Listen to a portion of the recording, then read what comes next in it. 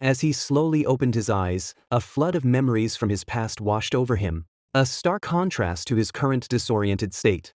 He found himself sprawled on the rooftop, his head throbbing with pain, and an unsettling, putrid stench filling the air. He wondered aloud where he was and how he had ended up on the roof. Glancing down, he noticed a crowd of people below, and a chilling realization dawned on him. What the heck are these? Zombies? He exclaimed, horrified, as the people downstairs indeed appeared to have transformed into the undead. He shouted, questioning what was happening, recalling that he had been in the normal world just moments ago. Frantically, he searched for his phone, desperate to go online and understand the sudden apocalypse. His hand met only a peanut packet in his pocket. He remembered buying the bag of peanuts at the supermarket earlier and realized that was all he had left. A morbid thought crossed his mind. He was as good as dead after finishing this bag, and then he could finally rest in peace. A fleeting wish for a girlfriend before his demise drifted through his thoughts. Just then, the door behind him creaked open, and a girl in shorts and a t-shirt entered. He peeped, his heart pounding, and instantly thought, crap, the zombie's already up here. I'm dead, so dead. However, his fear turned to bewildered fascination as the girl stabbed a dagger into a water tank, and water gushed out, drenching her.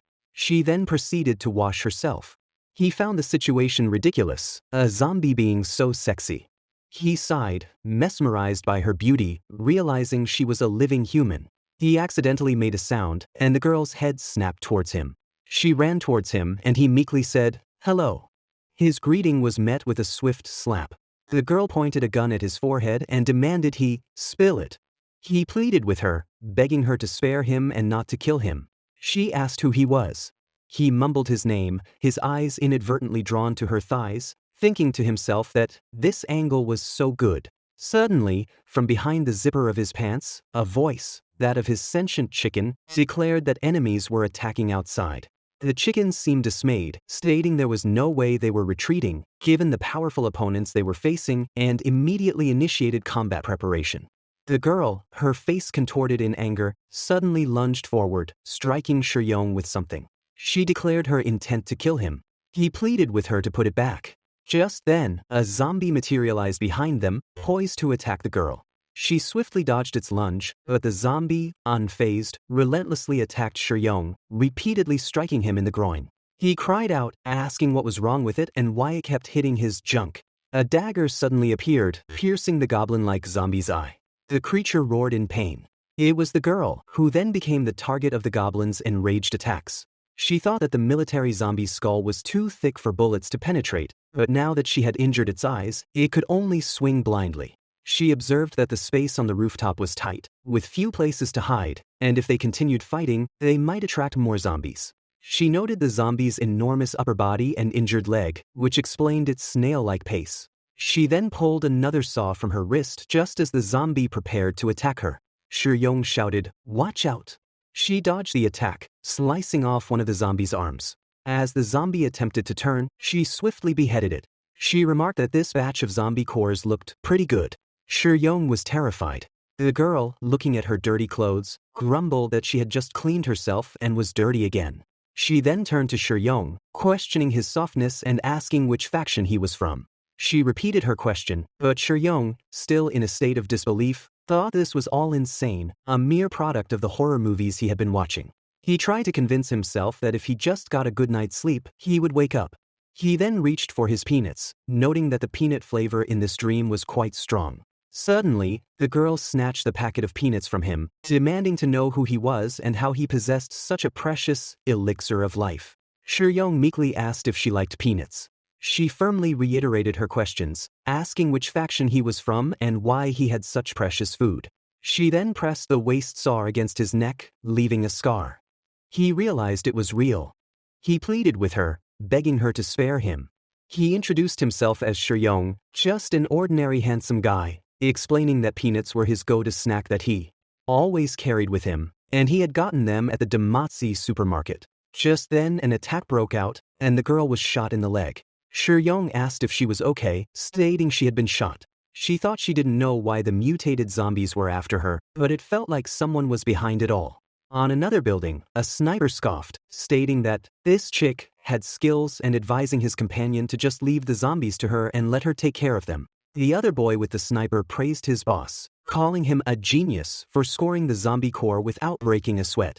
However, he expressed concern that she had only been hit in the leg, wondering what if she came after them with her skills. The sniper reassured him not to worry, as the first shot he fired had a corpse toxin bullet, and it wouldn't take long to drain her life away. Shi-Young saw the girl's leg, now swelling ridiculously. The girl confirmed it was poisoned with corpse toxin, stating that despite her military record and experience with the zombie virus, this new type of virus from corpse toxin was much more severe. She believed there was no way she was getting out of this alive. She identified their attackers as being from the 17th faction, who were after the zombie core from the one she had just taken down. She warned Shi-Young that if they got caught, they would be dead meat. Shi-Young asked what they should do now. She replied that she could hold them off while he escaped. Shi-Young asked about her. She explained that she had been infected with corpse toxin, and only penicillin could cure it. She couldn't run anymore, and it wouldn't be long before she turned into a zombie, and then Shi-Young would be next. She offered to help him escape, but in return he would owe her one. He had to tell her sister to flee for her life without her, as she would be at the mercy of those scoundrels from the 17th faction. Shi-Young questioned if penicillin was truly all it took to detoxify.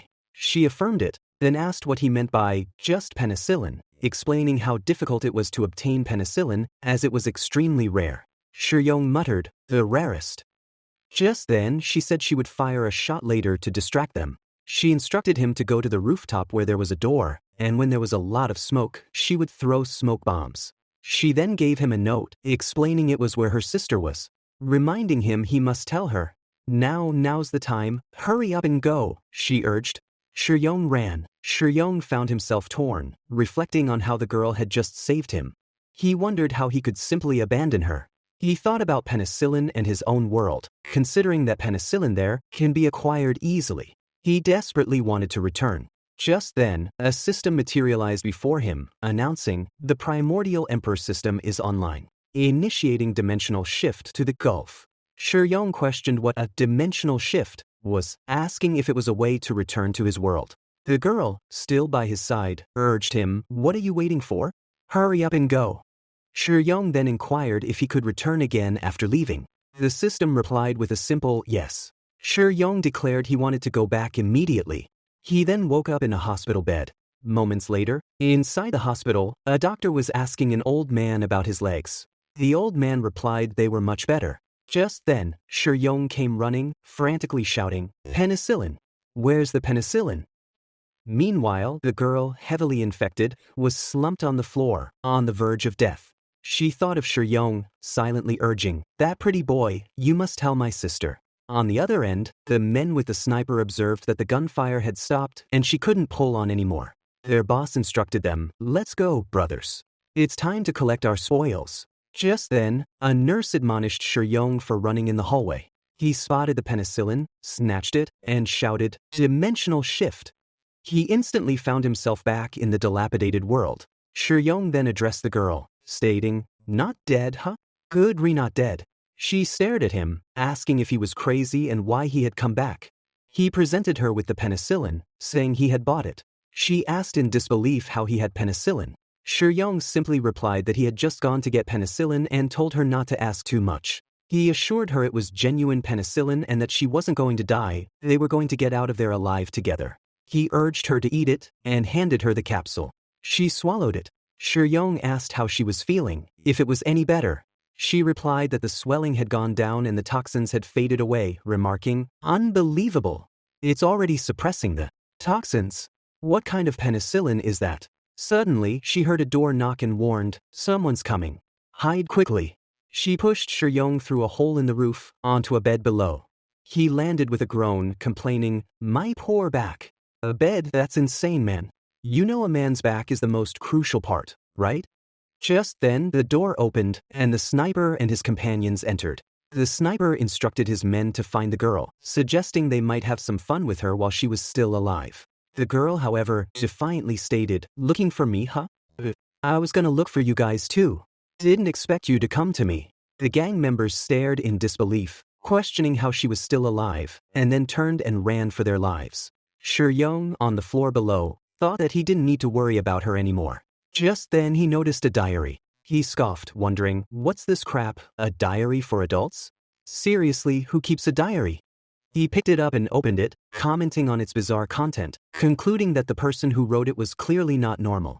The diary entry for July 21st, 208, a sunny day, described a perfect day with a curly lady across the house doing her laundry as usual, providing his daily fix of the duty, her figure simply nice. On July 22nd, a new manager took a seat nearby. He guessed she was super into fitness, and her boot was simply irresistible, making him consider moving on from the curly lady. Lately, there had been rumors about an R virus outbreak in the neighboring province, and he hoped it wouldn't spread to their area. He claimed that looking at Manager Bay's boot, he wasn't scared anymore. But just after that entry, the manager was infected by the virus too, and she reached the boy. The company was quarantined, and he was confined to his allotted room, not allowed to leave. By July 24th, the R virus had affected most of the city's population. They were down to their last pack of food from the community. He had tried calling for help, but nobody was responding. He feared if he didn't escape, he might starve to death. On July 25th, he reached his limit and decided to break the lock and go out. He needed to find some food himself. In the supermarket, the pharmacy, and everywhere else, people were madly smashing each other for supplies, with no one thinking about anyone else. On August 3rd, a rainy day, the TV signal cut off. 2 days prior, in its final broadcast, the anchor had warned them that rescue might not arrive, urging them to save themselves and uttering some absurdity about humanity's indestructibility, which he found laughable. By August 17th, all the food was gone. Now, if he left the room, he'd probably get bitten to death by a swarm of infected. He wondered how painful that would be. These days, he had been surviving on tap water alone and wondered how long he could last, lamenting that he really missed Manager Bay's big butt. Just then, he heard a shout. A lady screamed not to come any closer and asked what he wanted to do. He realized it was the lady from across the house, and he thought that yelling like that would draw the infected over. When he saw what was going on, the lady was being stabbed by her own husband. He questioned what the person was doing, and then saw that the husband was eating his own wife. He vomited. August 19th. 4 days without food, and he was starving to death. Almost as he was losing hope, someone knocked on his door and asked for penicillin. The man exchanged a lot of food for his penicillin. He found it surprising that penicillin worked while other antibiotics were useless. He owed his life to the day he grabbed that medicine. On August 21st, he witnessed someone eating a dead zombie from the balcony. He found it hard to fathom how anyone could stomach it and wondered if that thing could really be eaten. It was a zombie core. On August 30th, he got robbed, and all the penicillin he had stashed away in the cabinet was gone. He cursed the damn monsters, acknowledging it was his only hope for survival. On September 1st, he left his prison-like house. Even if the outside world was full of infected, he didn't want to starve like a fool in his own room anymore. While he still had strength, maybe he would get lucky and find some food, or else he might just do what that guy did the other day. He held a knife and declared, "Bring it on. Today, it's either you eat me or I eat you." Shur-yong thought, so he never came back. Did he actually die? He put the diary aside for now, concluding that it had given him a rough idea of what was happening in this world. People infected with the virus turned into flesh-eating zombies. Judging from the current food shortages and city paralysis, he estimated that most people had already been infected. There was another important point: penicillin. He had a few, no, many, in his pocket. He realized that in this world, penicillin was more precious than gold, but while many people desperately sought it, he could easily buy it in his world, which meant he had struck gold. Just then, the sniper boy entered the room, exclaiming that Shur-yong actually had a box of penicillin and no wonder that girl was still alive. He then took the full bottle of penicillin and declared that if he brought this bottle to his organization, they would surely promote him 3 ranks. He then suggested Shur-yong might as well drop dead too. Shur-yong quickly said, "Wait, I have more." The girl entered the room and told them not to shoot. The sniper warned her to stay back, otherwise, he would kill Shur-yong. She retaliated, threatening to blow his head off in a second if he dared to shoot. She then urged them to let him go, promising to spare her alive. He cautiously listened to the sounds outside and noted that the recent fight had already attracted a large group of zombies. He advised his companions to let Shur-yong go, as they still had a chance to escape, stating they would be dead if they waited any longer. She then further stated that this should be far enough and told him to let Shur-yong go. He, angry, declared, "Yun, you have killed so many of my bros. We are going to pay the price for this." He then punched Shiryong, who landed straight onto her. The boy with a web shooter type of thing added, "Yun, learn. Next time we meet, I'll make sure to chop you up into zombie food as an offering to my brothers." On the other hand, Shiryong was quietly sleeping on her breast.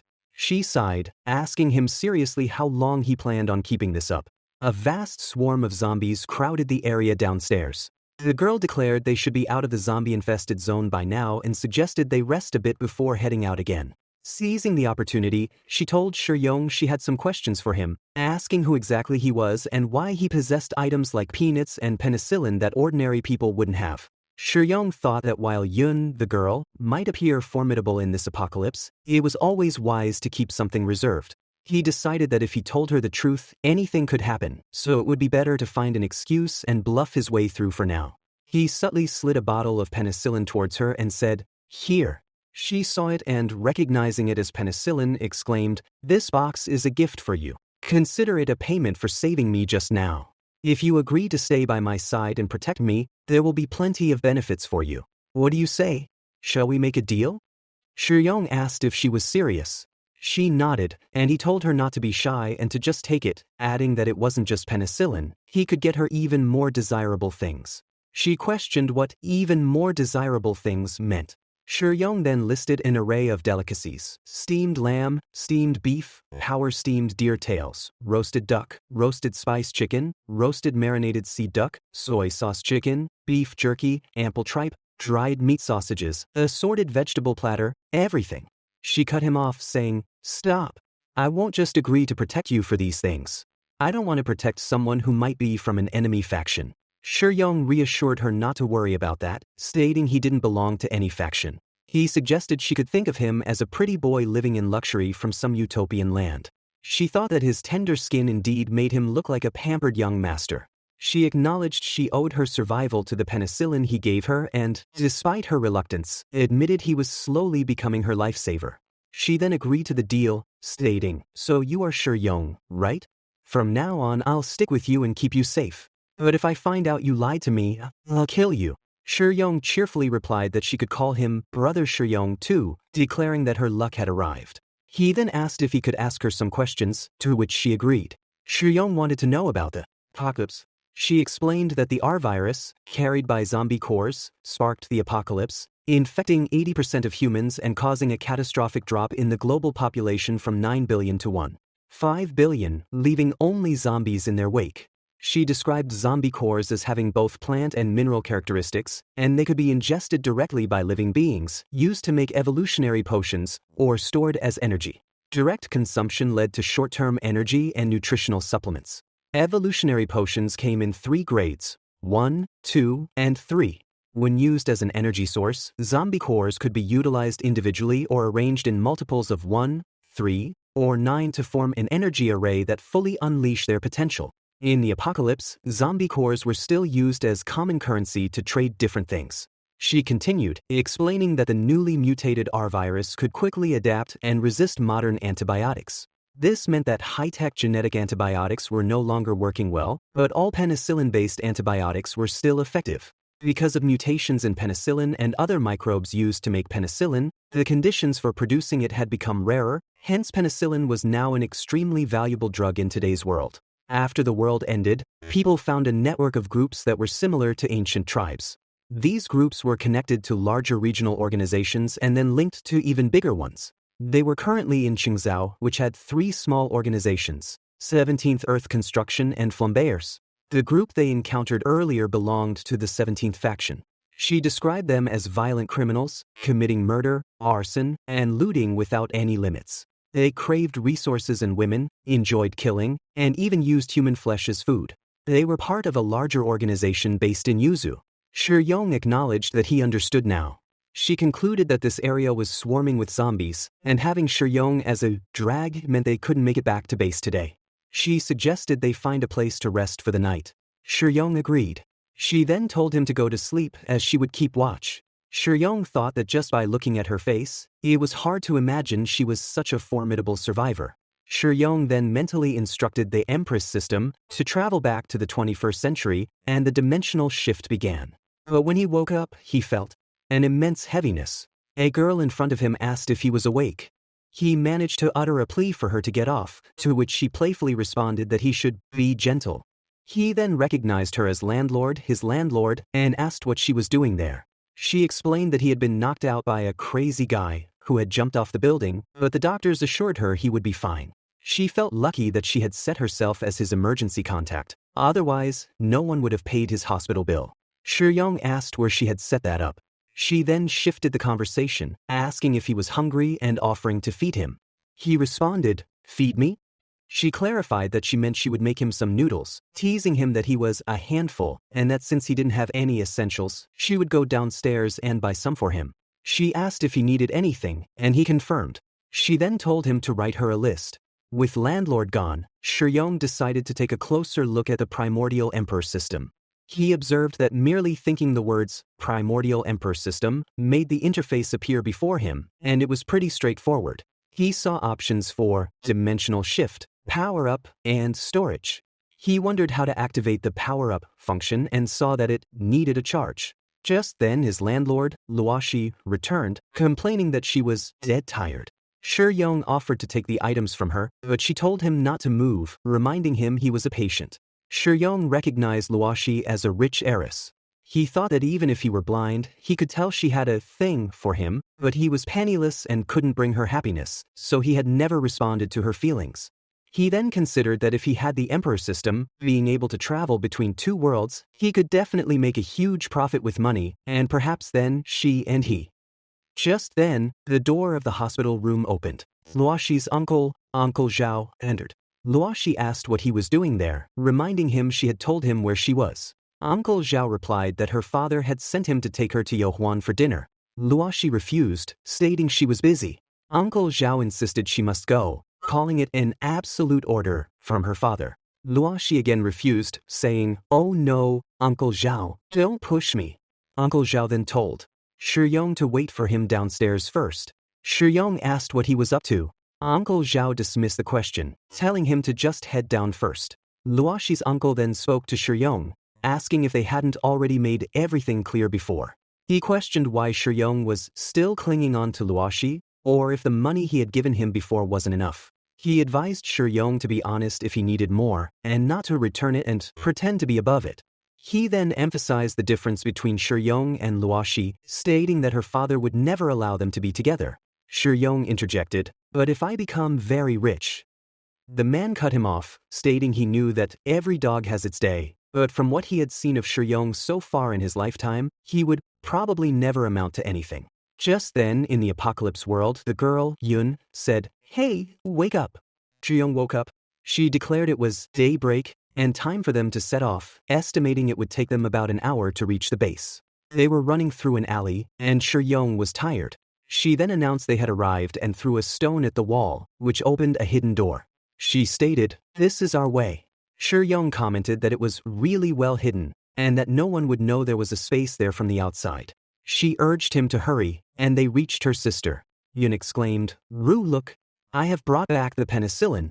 Her sister, too, was infected with a virus. Yun instructed her sister to take the medicine, assuring her she would get better soon. Yong asked if the girl was her sister and what had happened to her. Yun explained that a zombie had scratched her sister. She herself had gone out yesterday to hunt mutant zombies, hoping to use their zombie cores to create penicillin, but she ended up getting ambushed by people from Faction 17 instead. Her sister, concerned, asked if Yun was hurt from the ambush. Yun reassured her she was fine and mentioned she had a friend with her, the one who had provided the penicillin, without whom she wouldn't have made it back yesterday. Her sister expressed deep gratitude to Yong, stating he had saved their lives. Yong dismissed their thanks, thinking that for two girls to survive in such an environment was already a miracle. Yun then prepared some food for Yong and offered it to him. He expressed his relief, saying he had been running around all day and was starving. However, after taking the first bite, he immediately vomited. Yun asked if it was that bad, remarking that it wasn't so bad when she ate it. Yong questioned if they usually ate this. She asked why he was praying and if it was truly that bad. He denied it, saying he just felt sorry for them. He then told them to stop eating that trash and to wait a moment. Yun questioned why he wouldn't eat it, explaining she had gone through so much trouble to collect it from the sewers. Shiyong then took something out of his pocket and suggested they go with this one, opening the package. He placed a small food item into Yun's mouth. She flinched for a second but was then utterly amazed by the taste. She exclaimed, "This rich, milky aroma, this refreshing sweetness." Shiyong asked if she was okay, wondering why she wasn't moving, and confirmed he had fed her a white rabbit creamy candy, right?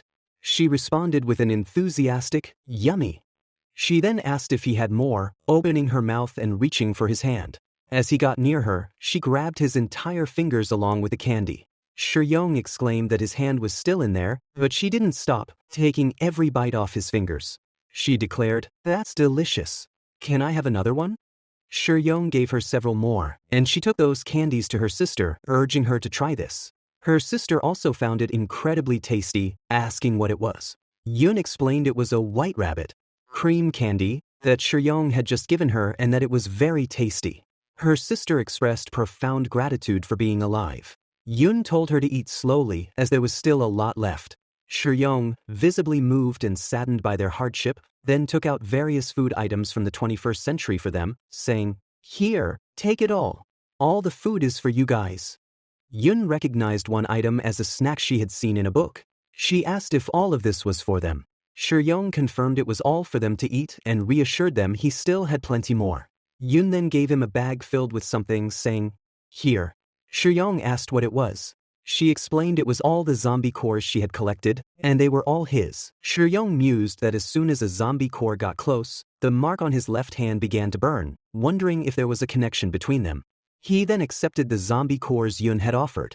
He questioned her generosity, asking if she was sure she wanted to give them all to him, considering how precious they seemed based on what she had said. Yun replied that the penicillin he gave her had saved both her and her sister's lives, and his food and supplies were supposed to be worth far more zombie cores, but for now, she had only gathered these. She promised to pay him back the rest later. Shiyong then exclaimed, "Oh no, do you guys have a restroom? I need to go there." Yun directed him to the restroom, which was just around that corner. Shiyong confirmed, "Okay, I'll be right back." He entered the washroom and observed it was a squat toilet. He remarked on its ancient appearance and the faking deep hole, but decided to deal with it first. As he sat there, he thought, well, there's no one around. I might as well study what a zombie core really is.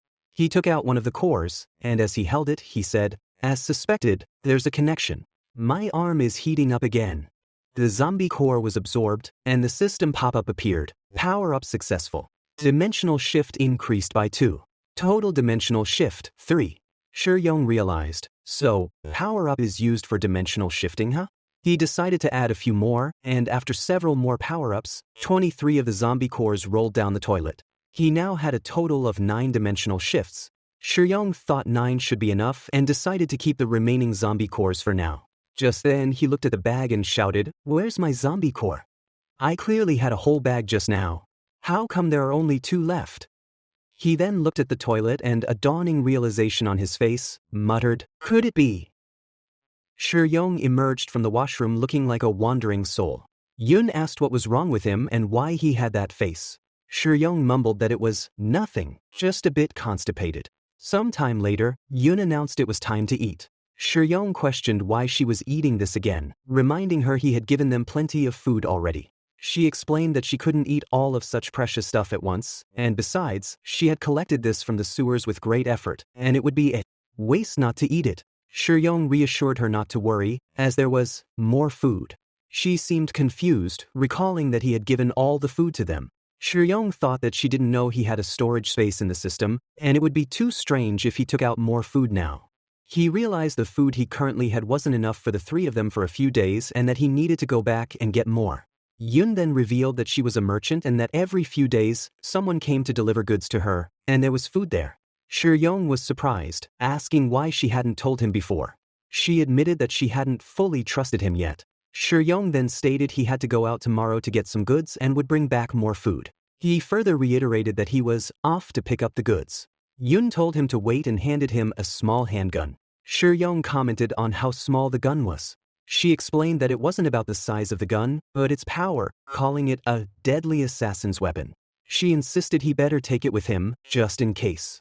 She then asked if he was going alone and if he needed her to come with him. He declined, assuring her he would be fine and to wait for him to get back. He then closed the door.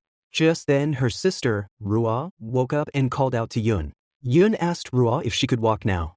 Ruah confirmed, stating that the medicine Shuyong had given her truly worked well. Yun expressed her delight and then instructed Ruah to secretly follow Shuyong and see where he went. Ruah asked why. Yun explained that Shuyong's appearance and actions were out of place there. It seemed he wasn't familiar with the rules around the earth, and the merchant and entity he claimed were probably just made-up excuses. Although he had been very generous to them, she concluded it was too early to trust him.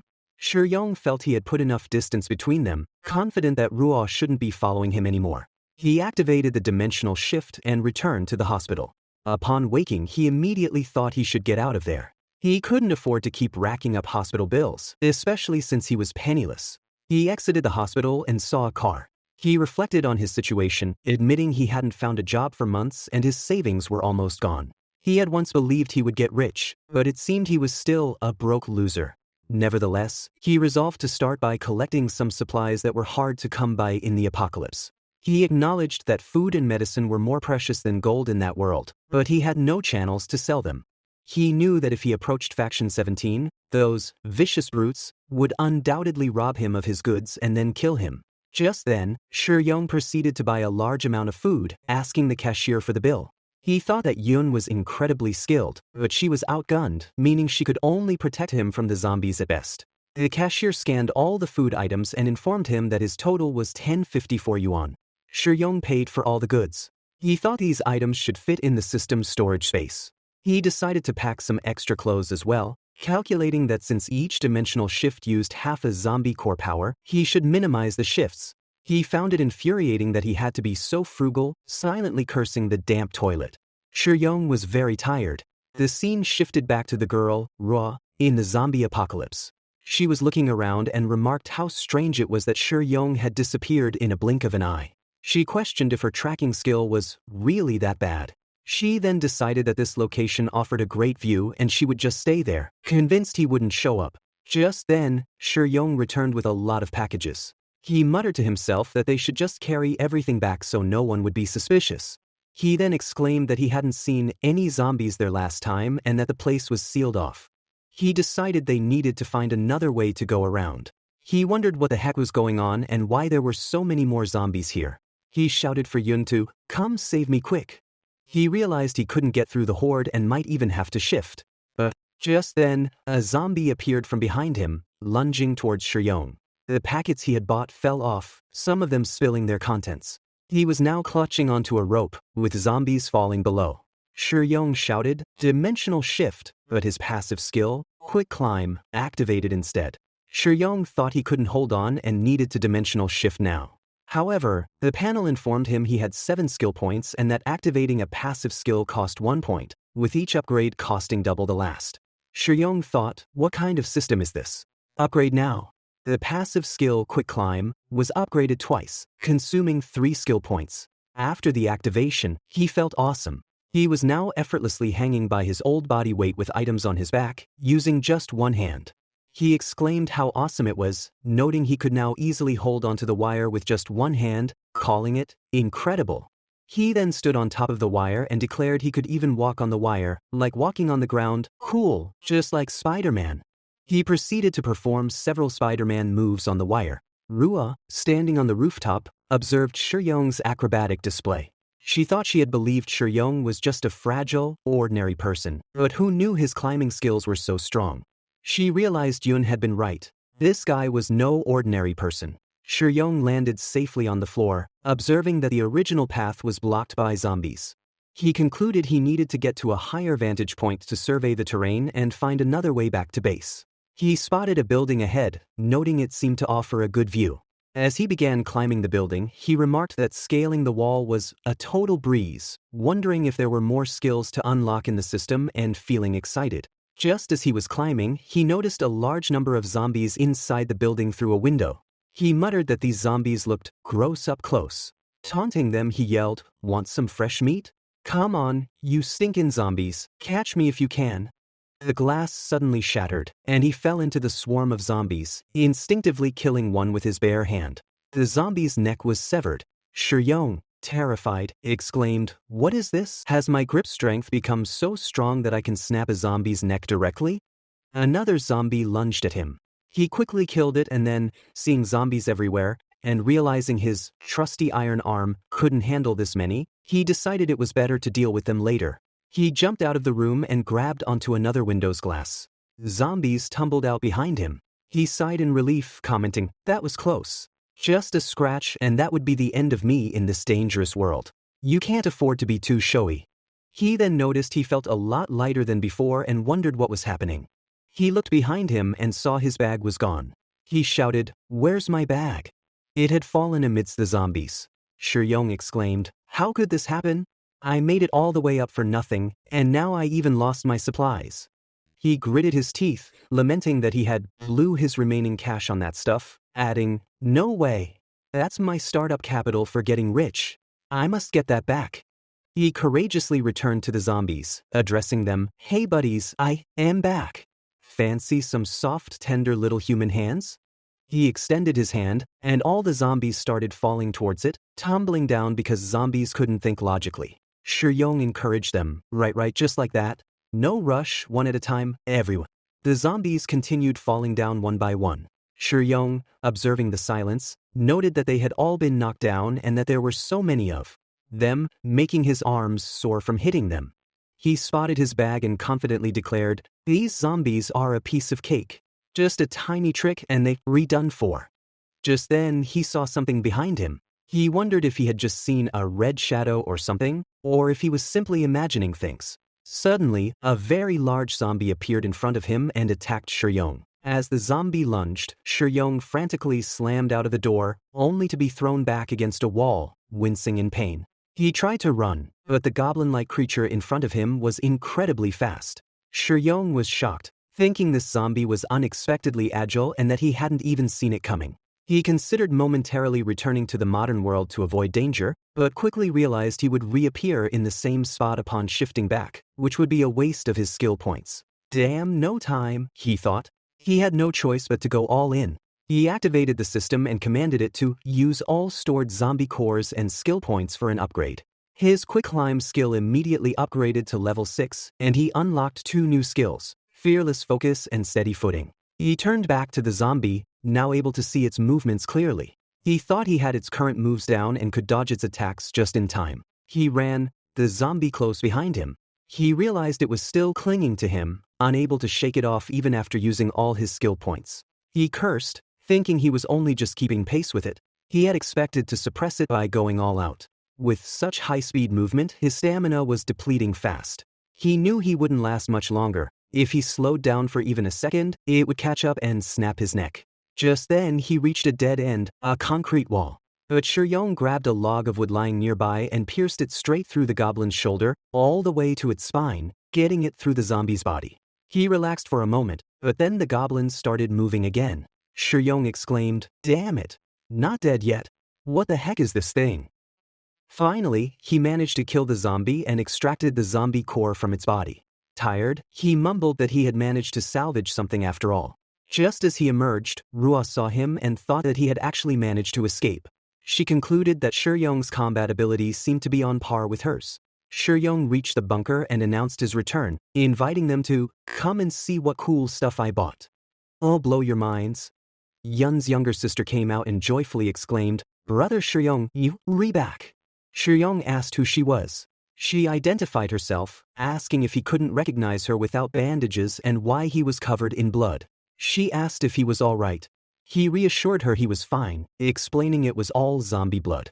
She pressed him, telling him he better not be lying and to let her check on him. Shuyong confidently invited her to check him out as much as she liked, feeling amazing. She indeed found no wounds. She then observed that he was covered in dirt and urged him to get cleaned up quickly, offering to bath with him. Shuyong was taken aback, asking what she meant by, "You and me bath together." She confirmed it, already taking off her clothes, and explained that they needed to save water since it was in short supply. Inside the bathroom, Ruah urged Shuyong to hurry up and undress, questioning why he was taking so long to come in. Shuyong expressed concern, asking if her older sister would kill him if she found out.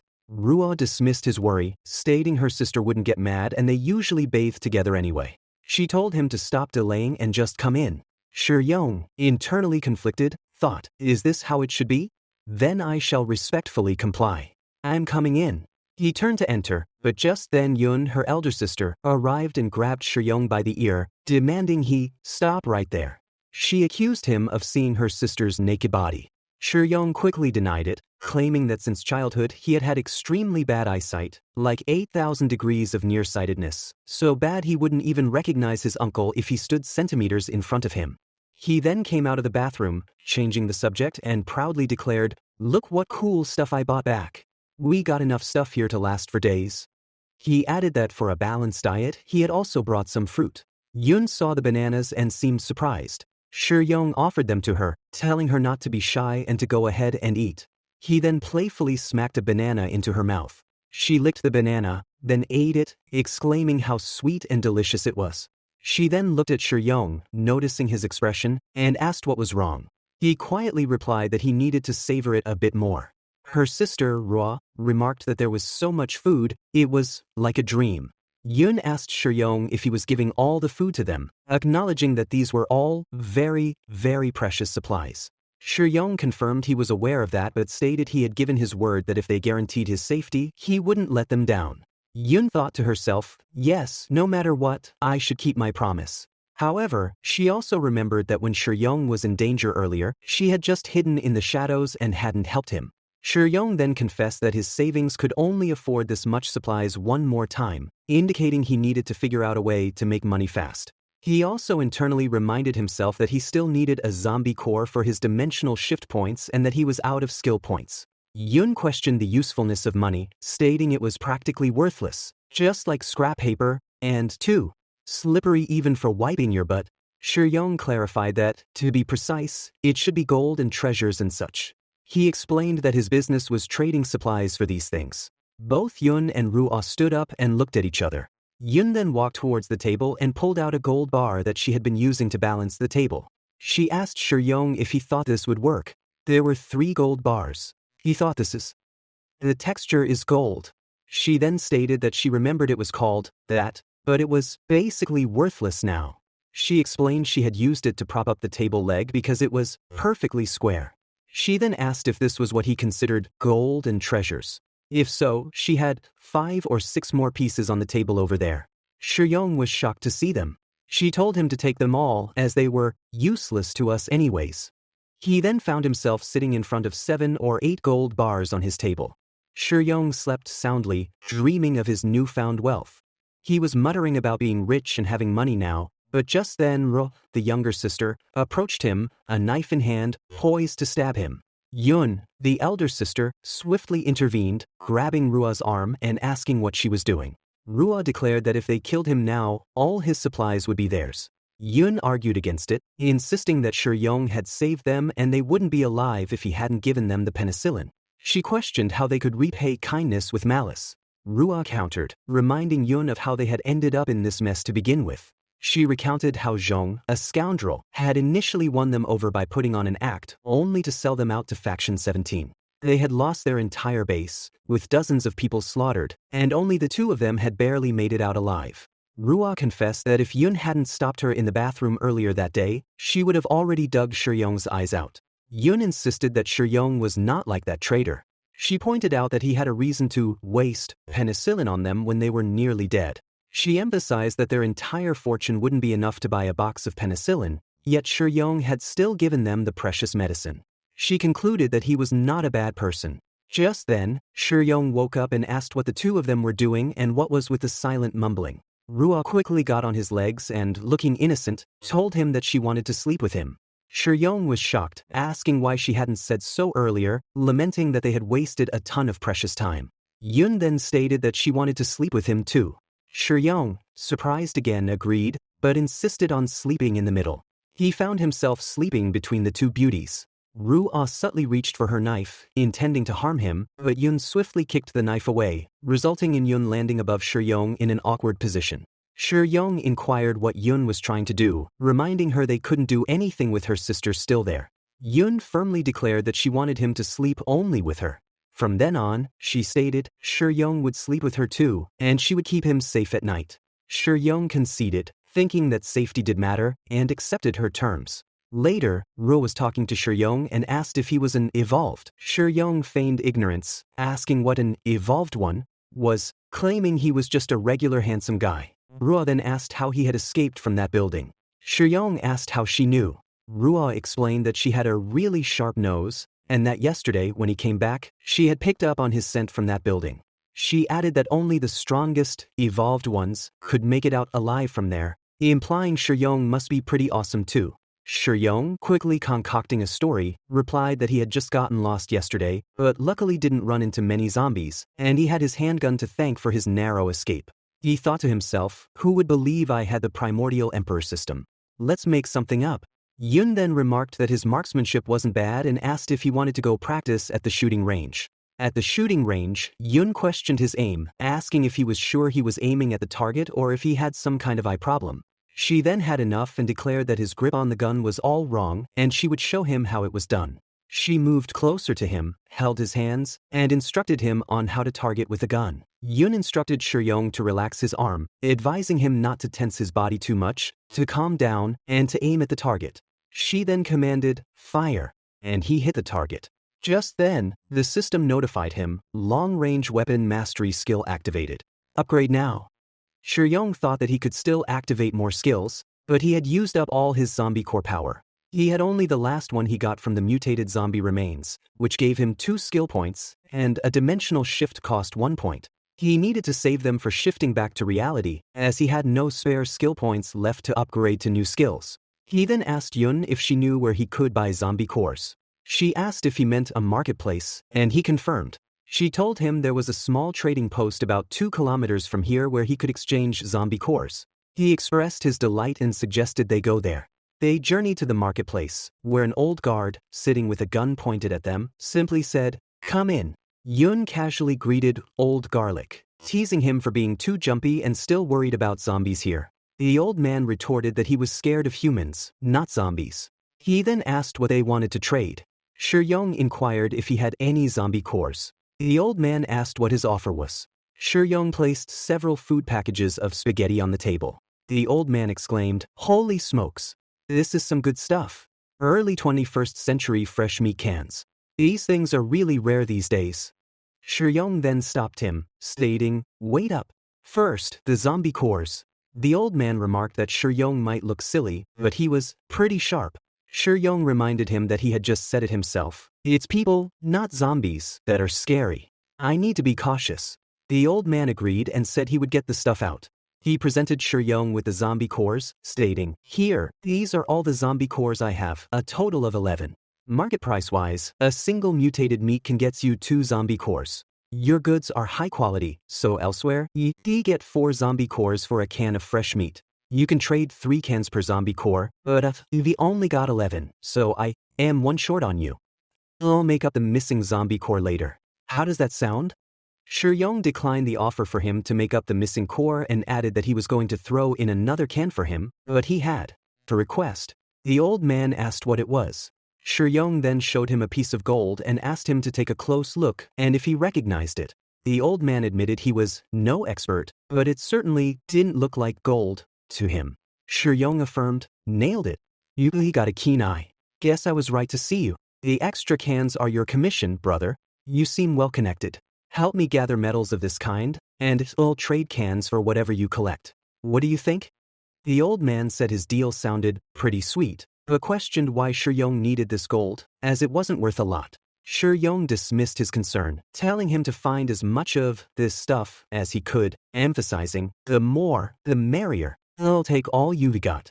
Shur-yong then powered up the system with the zombie cores, and he had a total of 4 points. He commanded, "Upgrade long-range weapon mastery 4 times."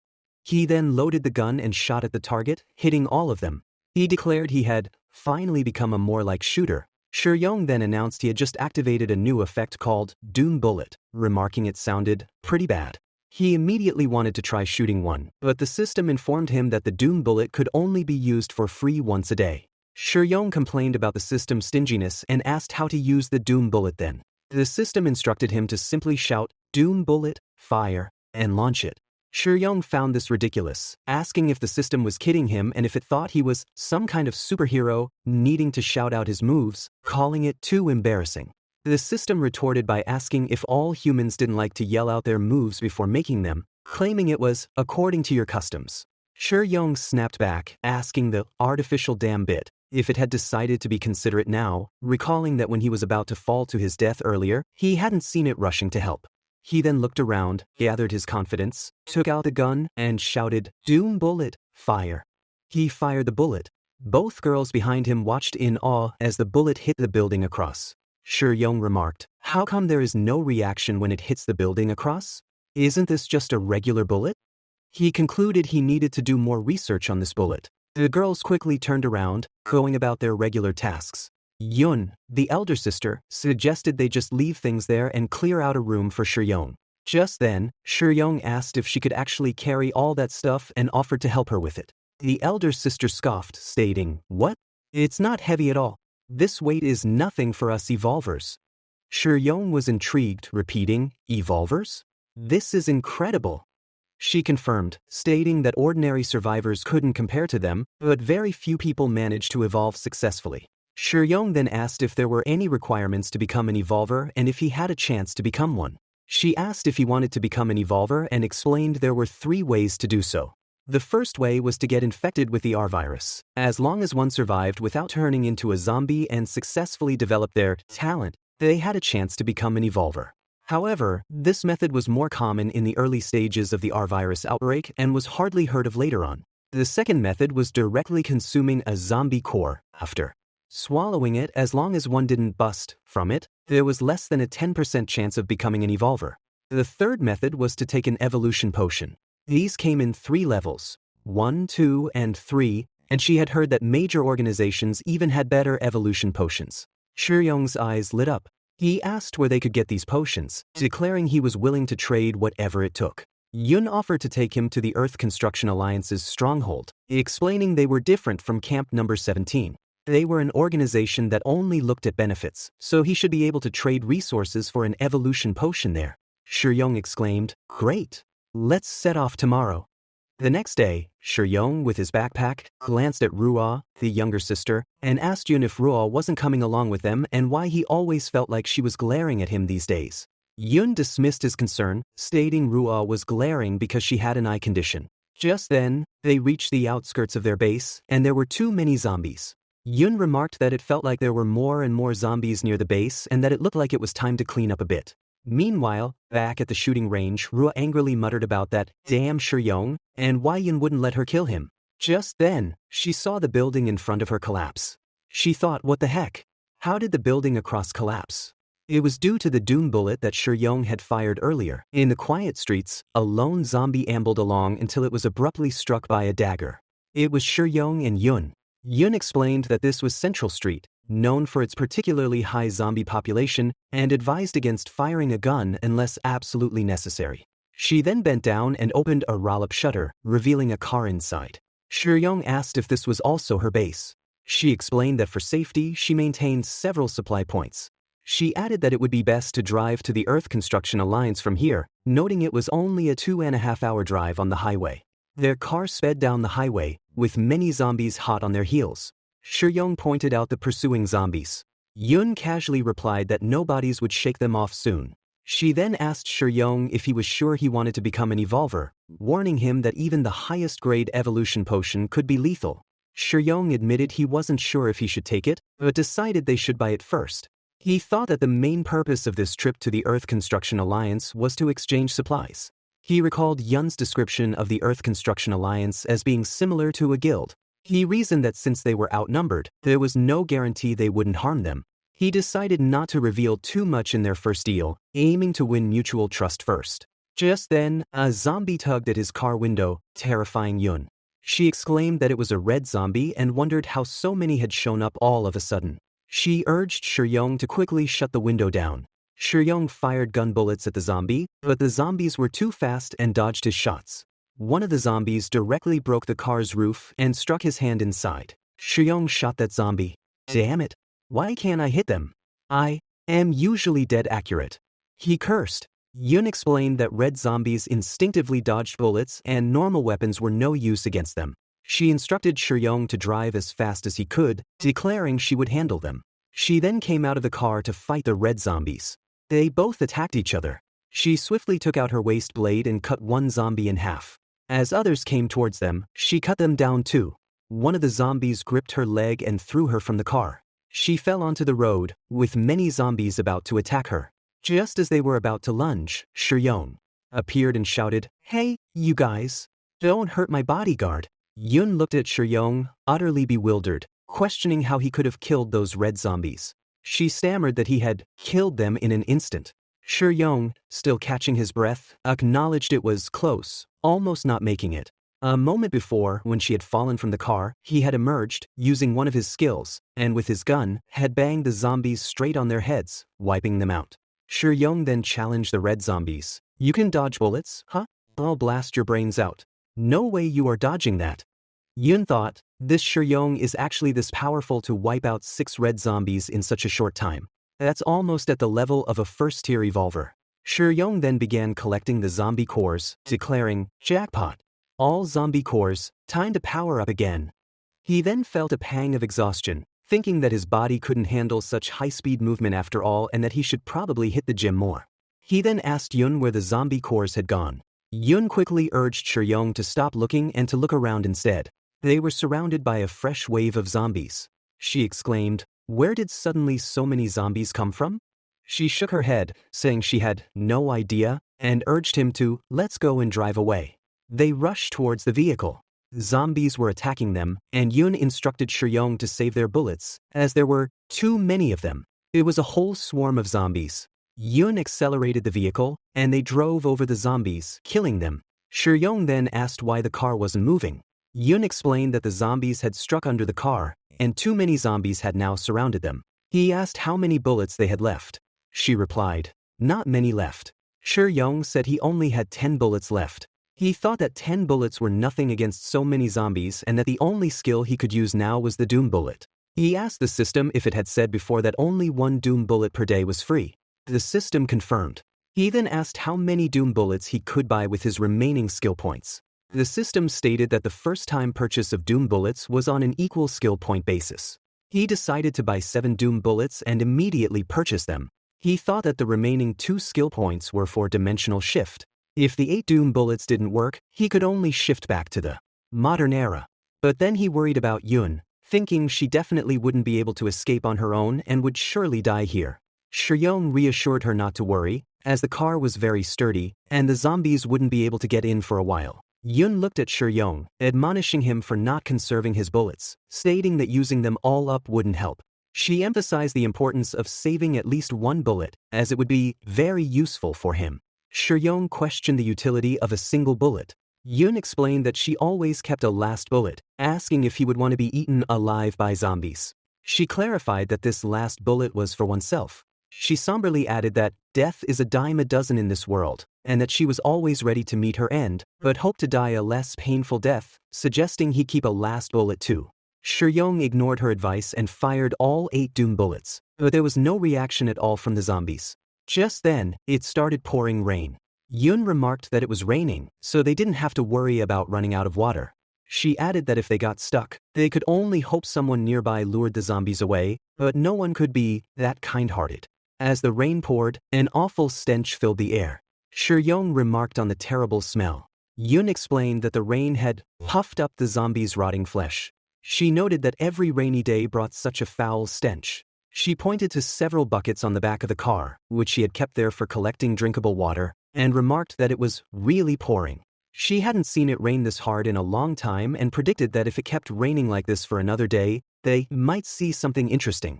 Shiyong asked what kind of interesting thing she meant. Yun explained that zombies were basically undead and unrotting, but their moisture would be lost, so the zombies they saw now were all shriveled up. However, after they had been soaked in water for a while, their skin would start to swell, at first looking like how they were when they were alive, but this was only temporary. They would continue absorbing water, and their skin would become even more swollen until it reached its tensile limit and finally burst, but they wouldn't die. They would just become more fascinating in appearance. Yun then abruptly stopped talking, complaining that the stench of decay was making her a bit nauseous. Suddenly, Yun urged Shuyong to look, exclaiming that the zombies had turned back into humans. Shuyong looked at a seemingly human figure and wondered if this was what she looked like when she was alive, noting she seemed about his age. He mused that if she were still alive, if the world were still normal, he asked Yun what she would do. Yun admitted she had never really thought about that. If there were no zombies, if the world were still normal, she would be a pastry chef. She then questioned if that would truly suit her.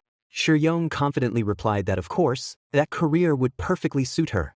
He thought to himself that he couldn't leave Yun behind. There had to be a way. He considered that if he rested for another day, maybe he could use his rapid climbing skill to break through the zombie horde. Just then they saw dense lightning. Yun remarked that this area had always been dry and she had never seen weather like this. Then a blast occurred and the zombies were wiped out. Outside, the dead bodies of zombies lay strewn across the ground. Shuyong exclaimed that they were all down, and all the zombies had been struck dead by lightning. Yun suggested they move the bodies and clear a path, otherwise, they wouldn't be able to drive out. Shuyong, looking at the gruesome scene, exclaimed, "Wow, it's sprawling. It's damn." He then sighed in relief, "We survived. Yeah, we made it." The car then approached a shelter. A soldier guard on top of the wall announced a car was coming and reported it to the gatekeeper. Just then, the gatekeeper was resting with two girls in his bed.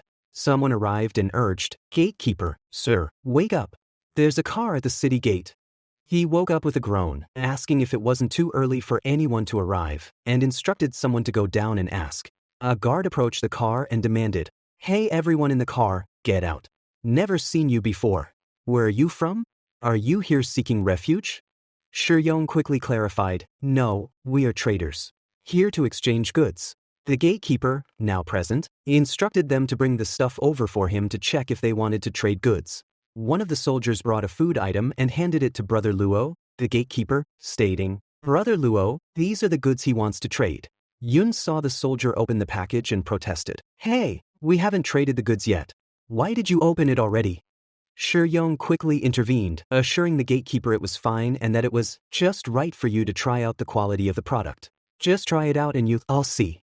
The gatekeeper, smelling the enticing aroma, said, "You know what's good."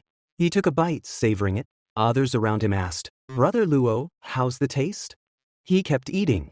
Yun also remarked that it should do it, as he had finished the whole can. The gatekeeper lamented that it was gone before I even got a taste, not even getting to savor the flavor. Shuyong quickly offered him another, saying, "No bodies, he got more here. Have another." He gave 4 cans to them. Yun whispered to Shuyong, concerned, that he had already eaten 8 cans and asked if he knew how much they could trade for with 8 cans now. Brother Luo, now full, declared, "Not bad. I'm about 30% full. I'll let you guys enjoy the rest." He said to his members. They immediately snatched the remaining cans and fought for them. He then commented that those cans tasted pretty good and promised to report to the Lord for Shuyong. He instructed someone to escort the 2 guests to the waiting area. A guard said, "Come with me," and led them to a human refugee shelter. Someone inside remarked, "Check out the new stuff. This stuff is top-notch quality." Shuyong asked if all these houses were occupied. The guard confirmed they were, explaining they were refugees sheltered by the city lord, without whom they would have been zombie food 8 years ago. Just then, a man appeared in front of them, beating another person and shouting, "You dare to steal medicine. I'll beat you to death." The person being beaten was a girl, who pleaded, "Stop hitting me. Spare my life. I won't steal again." Shuyong approached the man who was beating the girl, pleading for mercy and asking why he resorted to violence. The man angrily told him to get out of the way, explaining that the girl dared to steal medicine from the warehouse. He emphasized that medicines are rarer and more precious than food, and their unauthorized use was punishable by death. He stated they only dared to use them with the explicit command of the city lord, but this girl had stolen medicines several times. "Luckily, I caught her this time," he declared, demanding, "Now, where is the medicine girl? Hand it over." The guard then told Shuyong and Yun that they, outsiders, need not worry about this matter, as they had their own justice system to punish thieves, instructing them to please keep following me. The man who had been beating the girl then addressed her, "You little girl, come with me. Go to the justice office. Let's see how the head of justice decides to deal with you." The guard informed Shuyong that the city lord was busy today and wouldn't be able to meet with them, so the upstairs was for resting, and he would take them to meet the city lord tomorrow. The next day, an old woman, a grandmother, was asking around, "Have you seen my granddaughter?" A man beside her said he hadn't seen her. The old woman went around the market, repeating her question to various people. One man rudely told her to get lost, stupid old hag, threatening her if she delayed him from going to the mine. But the old lady persisted, describing her granddaughter, who is but a small braid in her brown hair, and how she hadn't come back since last night. She desperately asked if anyone had seen her. Yun murmured that the old lady's granddaughter must be the girl from yesterday. The guard, seemingly confirming this, told Yun not to worry, as someone will notify her. Yun then approached the old lady and gently told her that her granddaughter was taken to the justice office yesterday for stealing medicine and suggested she go there and ask. The old lady cried out, "Xiao Yi has been captured. It's my fault, all because of me. She only stole the medicine to help me. So it's my fault. Arrest me instead. I took the medicine." The guard, hearing this, interrupted, "All right, it's almost time to meet with the Lord. Hurry up." The old lady continued to lament, "The justice office. I need to go to the justice office." Just then, the guard entered the city lord's palace and announced, "Lord Chu Wang, the merchant has arrived." The city lord, a portly man surrounded by two girls, instructed, "Let him in." Yun looked at him and asked, "So, you are Chu Wang?" Shuyong confirmed it was him.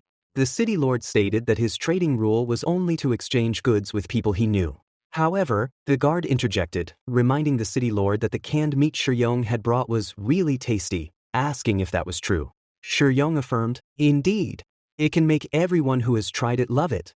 Lord, you should have a try too." He gestured to the guard to bring some of the packets towards the city lord and said, "Lord, please enjoy." The city lord opened the canned packet, ate it in one gulp, then grabbed all of them at once and devoured them. He exclaimed, "This is so delicious. This is 1,000,000 times better than the beast meat I usually eat. How many more of these cans do you have? I want them all. I'll trade anything for them." Shuyong expressed his delight, saying, "Fantastic. Lord, you really know your stuff." The city lord then asked what goods Shuyong would like to trade for. Shuyong stated he wanted to trade for zombie cores, an evolution potion, and some gold. The city lord was confused by the mention of gold. Just then, the guard explained what the gold was. The city lord then chuckled, "And here I was wondering what it was. Turns out it's that thing. We can trade. He got plenty of gold." The city lord instructed the guards to take the merchant down to tally the supplies and give him the items he wished to trade. A guard affirmed the order. Just then, Shuang interjected, telling the city lord that he had another request. The city lord inquired about the nature of this request. Shuang explained that a girl had stolen medicine from the warehouse the previous day and had subsequently been arrested by the justice office. He offered to compensate them with triple the amount of the stolen medicine supplies, expressing his hope that they would release her. The city lord questioned whether this was true, and the guard confirmed that it was, adding that the thief had already been locked up by Chief Justice Kichi. The city lord then stated that since Shuang was offering triple compensation, they would not suffer any loss. He further informed Shuang that after the raid, his guards would escort him to the justice office to secure the girl's release. Shuang expressed his gratitude to the city lord. The trade then proceeded, and the guard provided Shuang with the supplies: 10 kilograms of gold, 100 zombie corpses, and 2 evolution portions. Shuang mentally noted that with 100 zombie corpses, he could upgrade numerous skills. He acknowledged that the quantity was correct, but, more importantly, he needed to find a day to return to the modern world and sell the gold. He had no idea how much he would sell it for, but he was certain he would make a fortune this time. The guard advised Shuang to hold on to the release order from the city lord, stating that it would suffice to take him to the justice office. Shuang replied that it was acceptable but inquired about Xiao, wondering if she was not supposed to wait for him at the main gate. Just then, Shuang observed many people gathered in one place. He questioned why there were so many people at the justice office entrance. The guard sternly commanded everyone to scram and get out of his way, questioning their presence and what they were doing crowding there. He remarked that it seemed the mine was not providing them with enough work, and he would propose to the city hall the following day to double their workload. Everyone scattered. Just then, another person arrived and told the guard to let them be, explaining that he was the one who had called them there. He stated that it was for the people to witness the consequences of stealing from the city.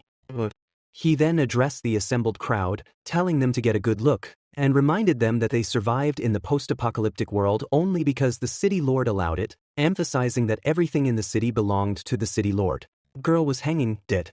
The person continued, stating that unauthorized actions were akin to defying those in authority, and defying authority was a capital offense. A grandmother was crying. Shuang crumpled the paper in his hand and exclaimed that it was some kind of joke. He muttered about the bastard, questioning what he thought a human life was worth, asserting that the girl had only stolen the medicine to treat her family. The man then addressed Shuang, remarking that he had not seen him before and surmising that he must be the merchant who had come to trade. He then seized Shuang's hand and twisted it, and Shuang's bone cracked.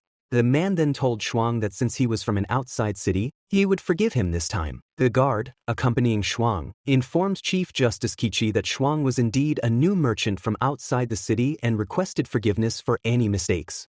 The man, Chief Justice Qiqi, then inquired if Xiao had accompanied Shuang to trade. Shuang asked what had happened. Chief Justice Qiqi explained that Xiao had been captured while attempting to break into the prison, adding that she seemed extremely angry about him killing the girl.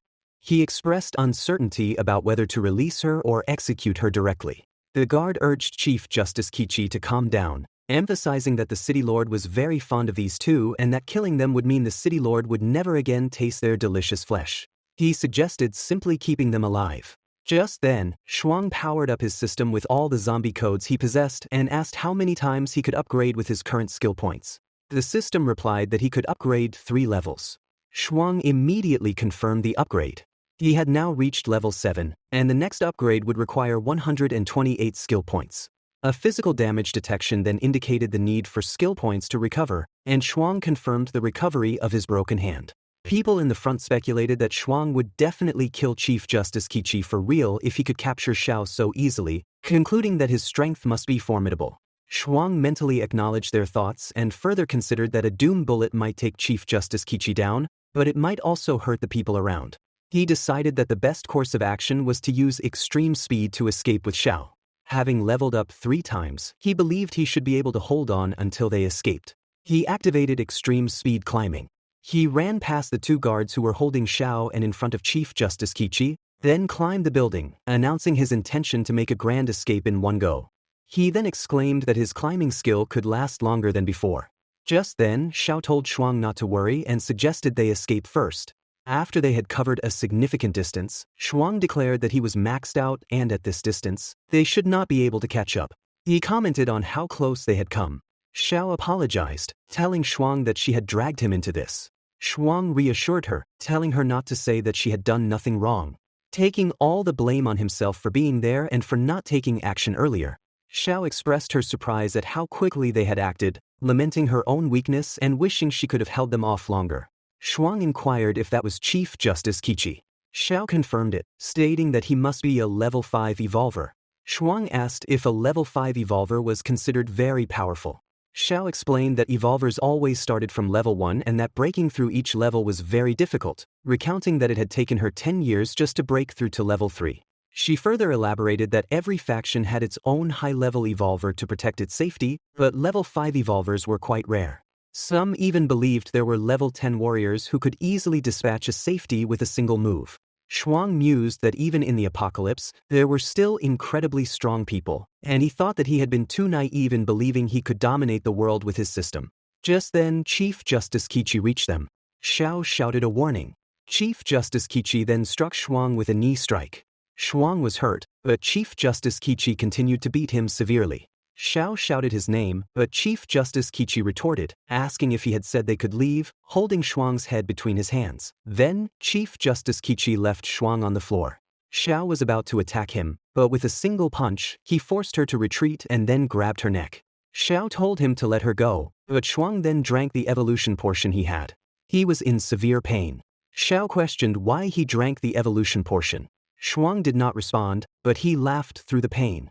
Chief Justice Qiqi remarked that it was like watching a dying bug making its last desperate struggle and wondered if Shuang would rather die from self-destruction than submit to him, finding it quite amusing. Xiao was enraged. Shuang's eyes turned red, and he experienced a flashback to his past. In the memory, someone asked Shuang why he always had to fight, reminding him that the teachers kept telling him to get along with his classmates. Shuang retorted that he did not want to, and if they bullied him, he would hit back. The teacher then slapped him. Later at home, his father reprimanded him for continuing to fight at school, asking if he dismissed his words as empty, and complaining that Shuang was embarrassing him by saying he was born but never raised properly. In another memory, Shuang's manager told him to stop coming to work from the following day.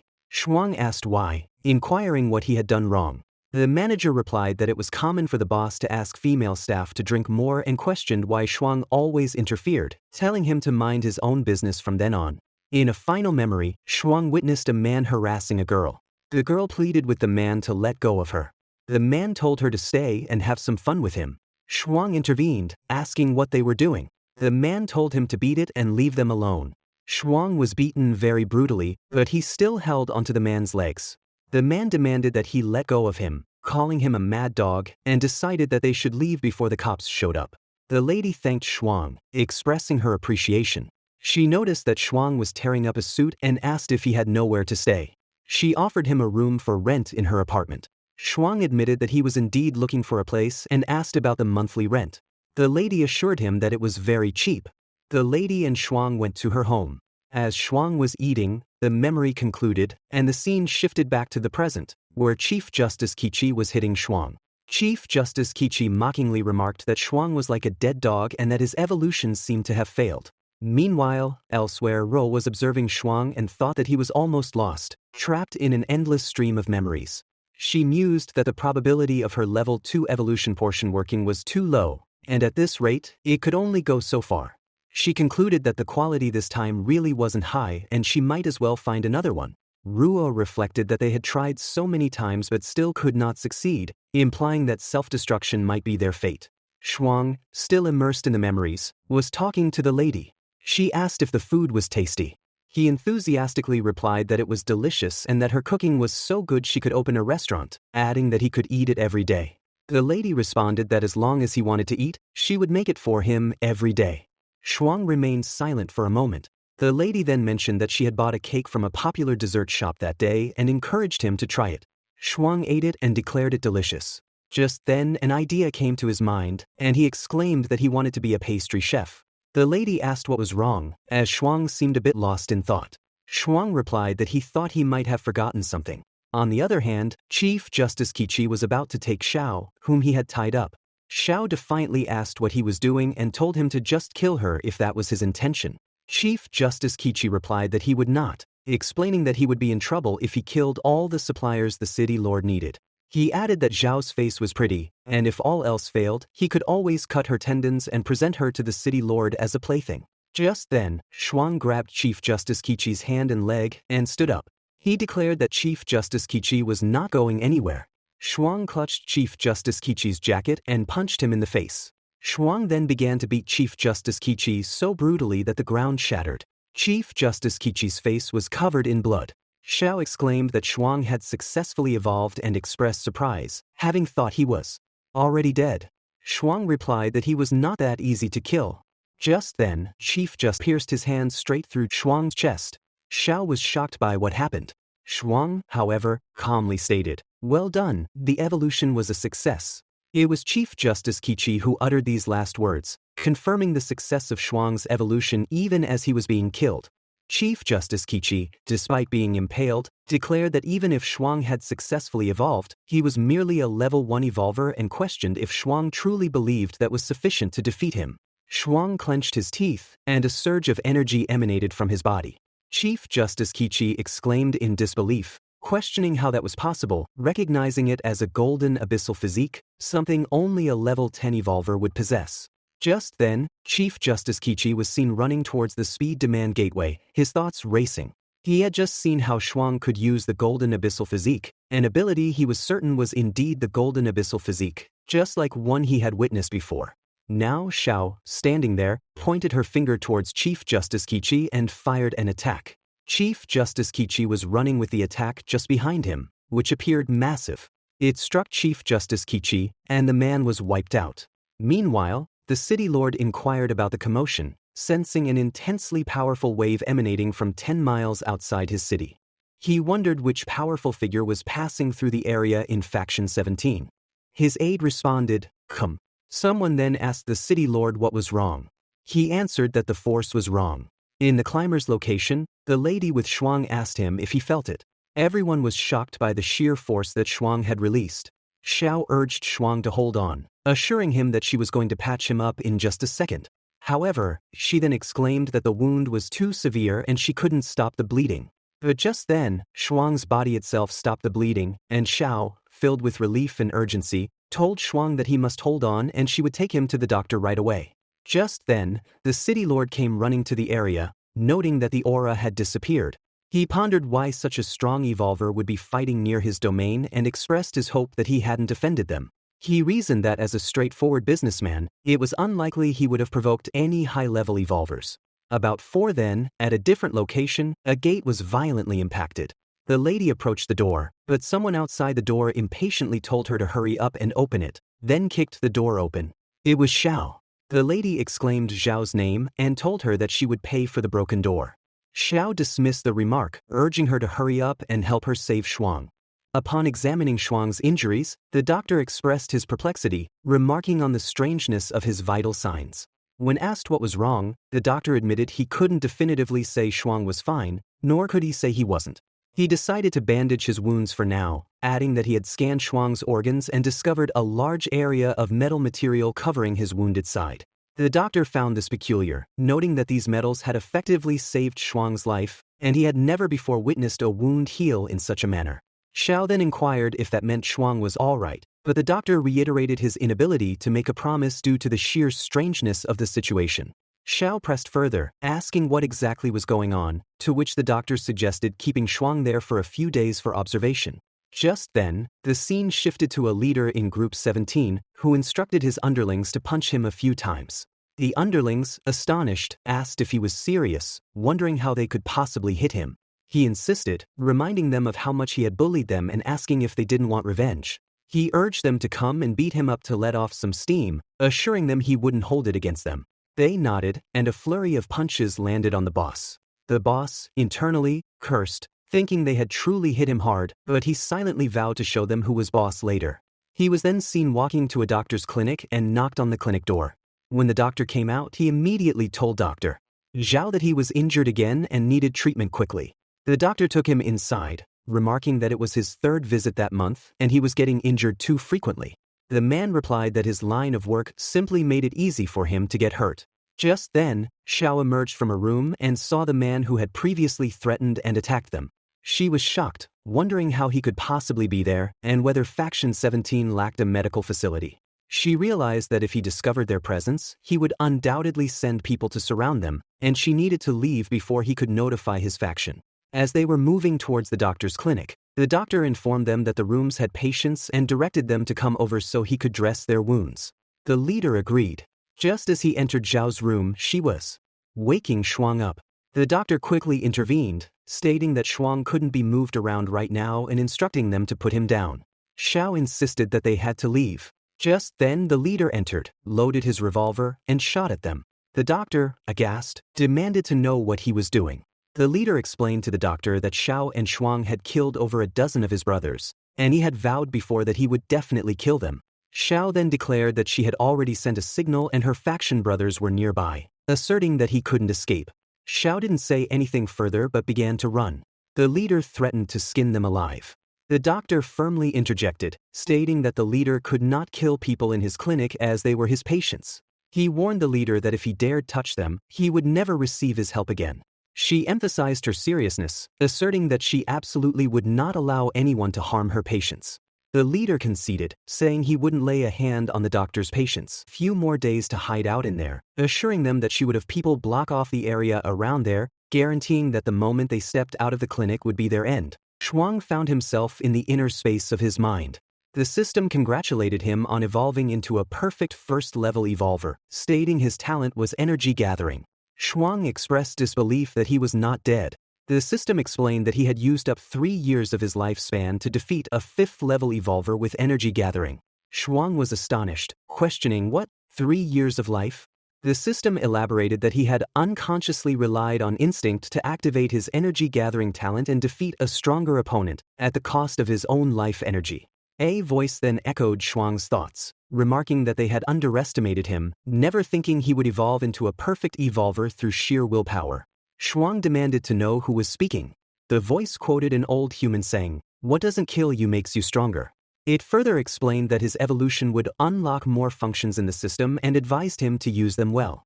Shuang reiterated his question, demanding to know who the voice was and why it had given him the system. The voice replied, expressing hope that Shuang would make it to the end, promising they would meet when he reached the end of the road. Just then, the doctor was attending to Shuang, marveling at his rapid recovery. He noted that it was truly magical. Shuang's wounds had completely healed in just one day, a speed he had never witnessed, even among evolvers with self-healing abilities. Xiao, observing this, wondered why Shuang hadn't woken up. The doctor explained that logically he should have woken up by now, but perhaps he needed a little stimulation to wake up. Just then, Shuang groaned, asking what they were doing and jokingly calling the doctor a freak. The doctor remarked that Shuang seemed to be recovering well and looked quite spirited. Xiao urged him to get dressed first. Shuang woke up and put on his clothes, then asked if that meant people from Faction 17 had already surrounded the area. Xiao confirmed this. She then explained that she could normally have defeated Zaisum, who was also a third-level evolver, and she was not too bad at fighting. However, she had sustained a critical hit to her internal organs in the last battle, which was why she had played it safe yesterday. Shuang declared that he would go out and take care of these opponents. Xiao offered to go with him, but he declined, telling her to focus on healing. Right now, as he could take them all down by himself. Outside the area, the leader and his members were waiting. One of them suggested to Brother Song that they should just rush in and kill the two. He refused, stating that he had promised Dr. Zhao and instructed them to stay put there. Another member then pointed out that the resource station had announced Dr. Zhao was going to buy medicine that afternoon, suggesting they could use that time to go in and kill them. They reasoned that they could then claim the pair had run off on their own, and Dr. Zhao wouldn't blame him. The leader agreed that the plan worked and decided to proceed. He commanded them to grab their weapons and kill the guy, but to capture the girl alive. Another member questioned why Brother Song was still messing around even after Dr. Zhao had given them the warning. He dismissed the concern, saying it was a different story and that keeping her in the dark would be fine. Just then, the door opened, and Shuang emerged, standing in front of all the men. He declared that there was no need for them to come over, as he, Shuang, had come himself. The members cursed, surprised that he dared to show up alone. Song commanded his boys to get him and chop him into pieces. Shuang activated his power and observed that all the other individuals were level 1, with only Song being level 3. After assessing his skills, Shuang calculated his chance of victory at 90%. He activated his powers, and in just a fraction of a second he knocked all of them out. Only Song remained standing because he was a level 3 warrior. Song exclaimed in disbelief, questioning how Shuang had powered up so fast, recalling that the last time he saw him, Shuang was just an ordinary low-level human. Shuang retorted that if he had used weapons, all of them would probably be dead in those few seconds. However, considering that Song hadn't made any moves yesterday, Shuang offered him another chance. To kneel down, start yapping like a dog, and address him as Grandpa. Only then, Shuang stated, might he let him go. The scene shifted, and Shuang went to the merchant with whom he had first traded. The merchant, presenting an assortment of goods, said that this was all he could find for now and asked Shuang to see if it was what he was looking for. Shuang gave the merchant food and affirmed that it was exactly the gold he desired, offering Qian in exchange. The merchant thanked him, and Shuang told him to keep helping him find gold, assuring him there would always be Qian for him. The merchant, puzzled, wondered what the kid needed gold for, noting that the common currency nowadays should be zombie corpses. Shuang then acquired a total of 20 kilograms of gold.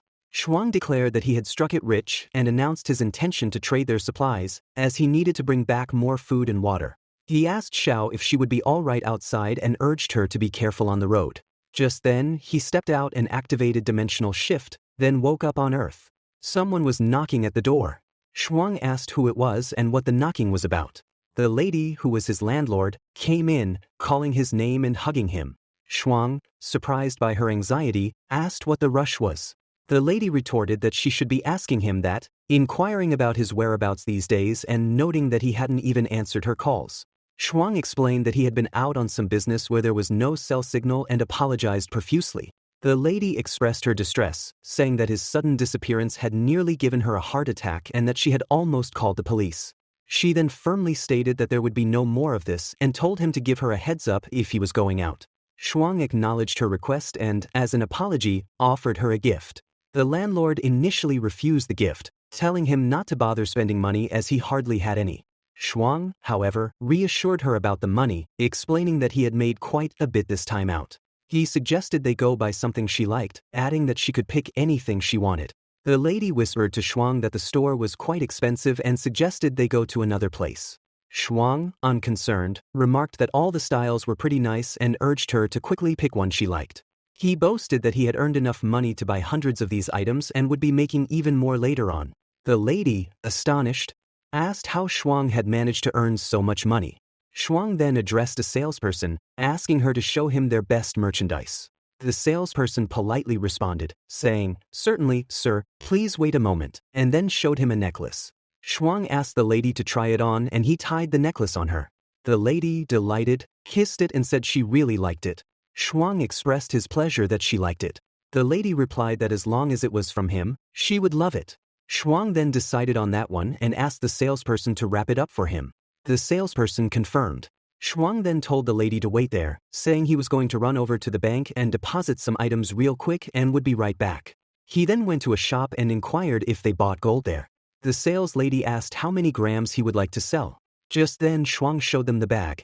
It contained so much gold that the manager came running, addressing him by name and apologizing for the wait. Shuang said it was okay. The manager then asked to see the gold. Shuang replied that it was in the bag and told him to take a look himself. When the manager opened the bag, he was visibly shocked by the gold's shine. Shuang prompted him to test the purity and inquire about the total cash equivalent for the total kilograms.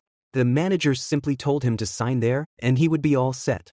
The lady inquired of the manager how much money they had paid for those 20 kilograms of gold. The manager revealed that the 20 kilograms of gold, all exceeding 99.6% purity, amounted to a total of 6 million in cash. Shuang returned to the store and found two girls engaged in a dispute. The landlady, his companion, asserted her claim to a necklace. The other girl retorted by asking what she was doing and demanded to be released.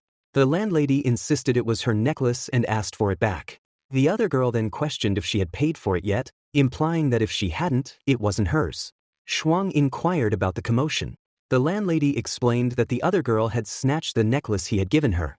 Shuang intervened, offering to buy it with gold and producing a piece of gold. He stated that the gold could purchase over a dozen of those necklaces. The lady standing beside the other girl, however, declared that the gold was fake and that since she had laid down the cash, the necklace was now hers. She then instructed the staff to wrap the necklace for her.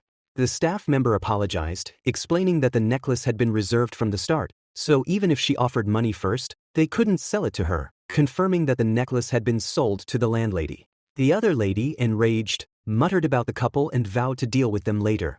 Later, the landlady and Shuang were walking. The landlady suggested they had done enough and proposed they go to the market to buy groceries for home. Just then Shuang was struck by a can. A group of gang members approached, and one of them identified Shuang. The lady recognized them as a despicable couple.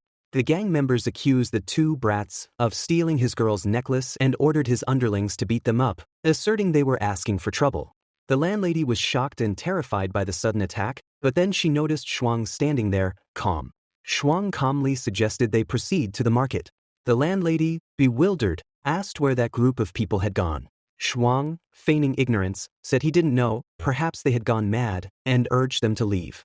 They then went to a shop where the sales lady stated the price was 5.60. Shuang paid and thanked her. Just then, a man arrived and called out the landlady's name, Shuang. Shuang, surprised, asked her uncle what he was doing there and how he knew she was there, suspecting he had put a tracker on her phone. Her uncle then said she had forgotten what she had promised her dad and demanded she come home with him. Shuang interjected, stating that Shuang didn't want to go back with him and told him to leave. Uncle Zhao dismissed Shuang, telling him that he had told him countless times that someone like him was totally unworthy of Shuang. He further explained that Shuang's father was already looking for a suitable fiancé for her, and once found, he would marry her off right away. He reminded Shuang about her dad's past threats, recalling that if she didn't behave, he had somewhere to chop him up and throw him in the river. Shuang, visibly intimidated, said she understood and would head back with him. As she was about to leave, Shuang stopped her, asking if Shuang could come with him if he became rich. Uncle Zhao scoffed, questioning if Shuang meant his current account balance of over 6 million. telling him to stop dreaming and to talk to him when he could make 600 million a year. Shuang, processing the immense figure of 600 million, then declared that it would be 600 million and called out to Shuang, telling her to wait for him, vowing to definitely earn 600 million and take her with him. A group of people was seen discussing something, with one of them asking if the item had been found. The other confirmed its discovery, stating that the Earth Alliance possessed it and demanded 1,000 dark crystals for it. The first person expressed dismay at the exorbitant price, lamenting that all his combined assets barely amounted to that much, feeling as though they were trying to bleed him dry. The other person relayed the Earth Alliance's message. If he couldn't afford it, he should forget it, as there were plenty of other buyers. The first person, despite considering the price outrageous, thought that if he acquired it and gave it to him, he would definitely be willing to cooperate. He reasoned that with his help, not only 1,000 dark crystals, but all the resources of a database would be his. The second man then said he understood and instructed the first to go back and retrieve the item, stating he would take care of things. Just then, Shuang returned to the apocalypse world, announcing his arrival. Xiao exclaimed that they had more supplies than last time. Shuang confirmed, mentioning rice, flour, meat, and milk, all acquired.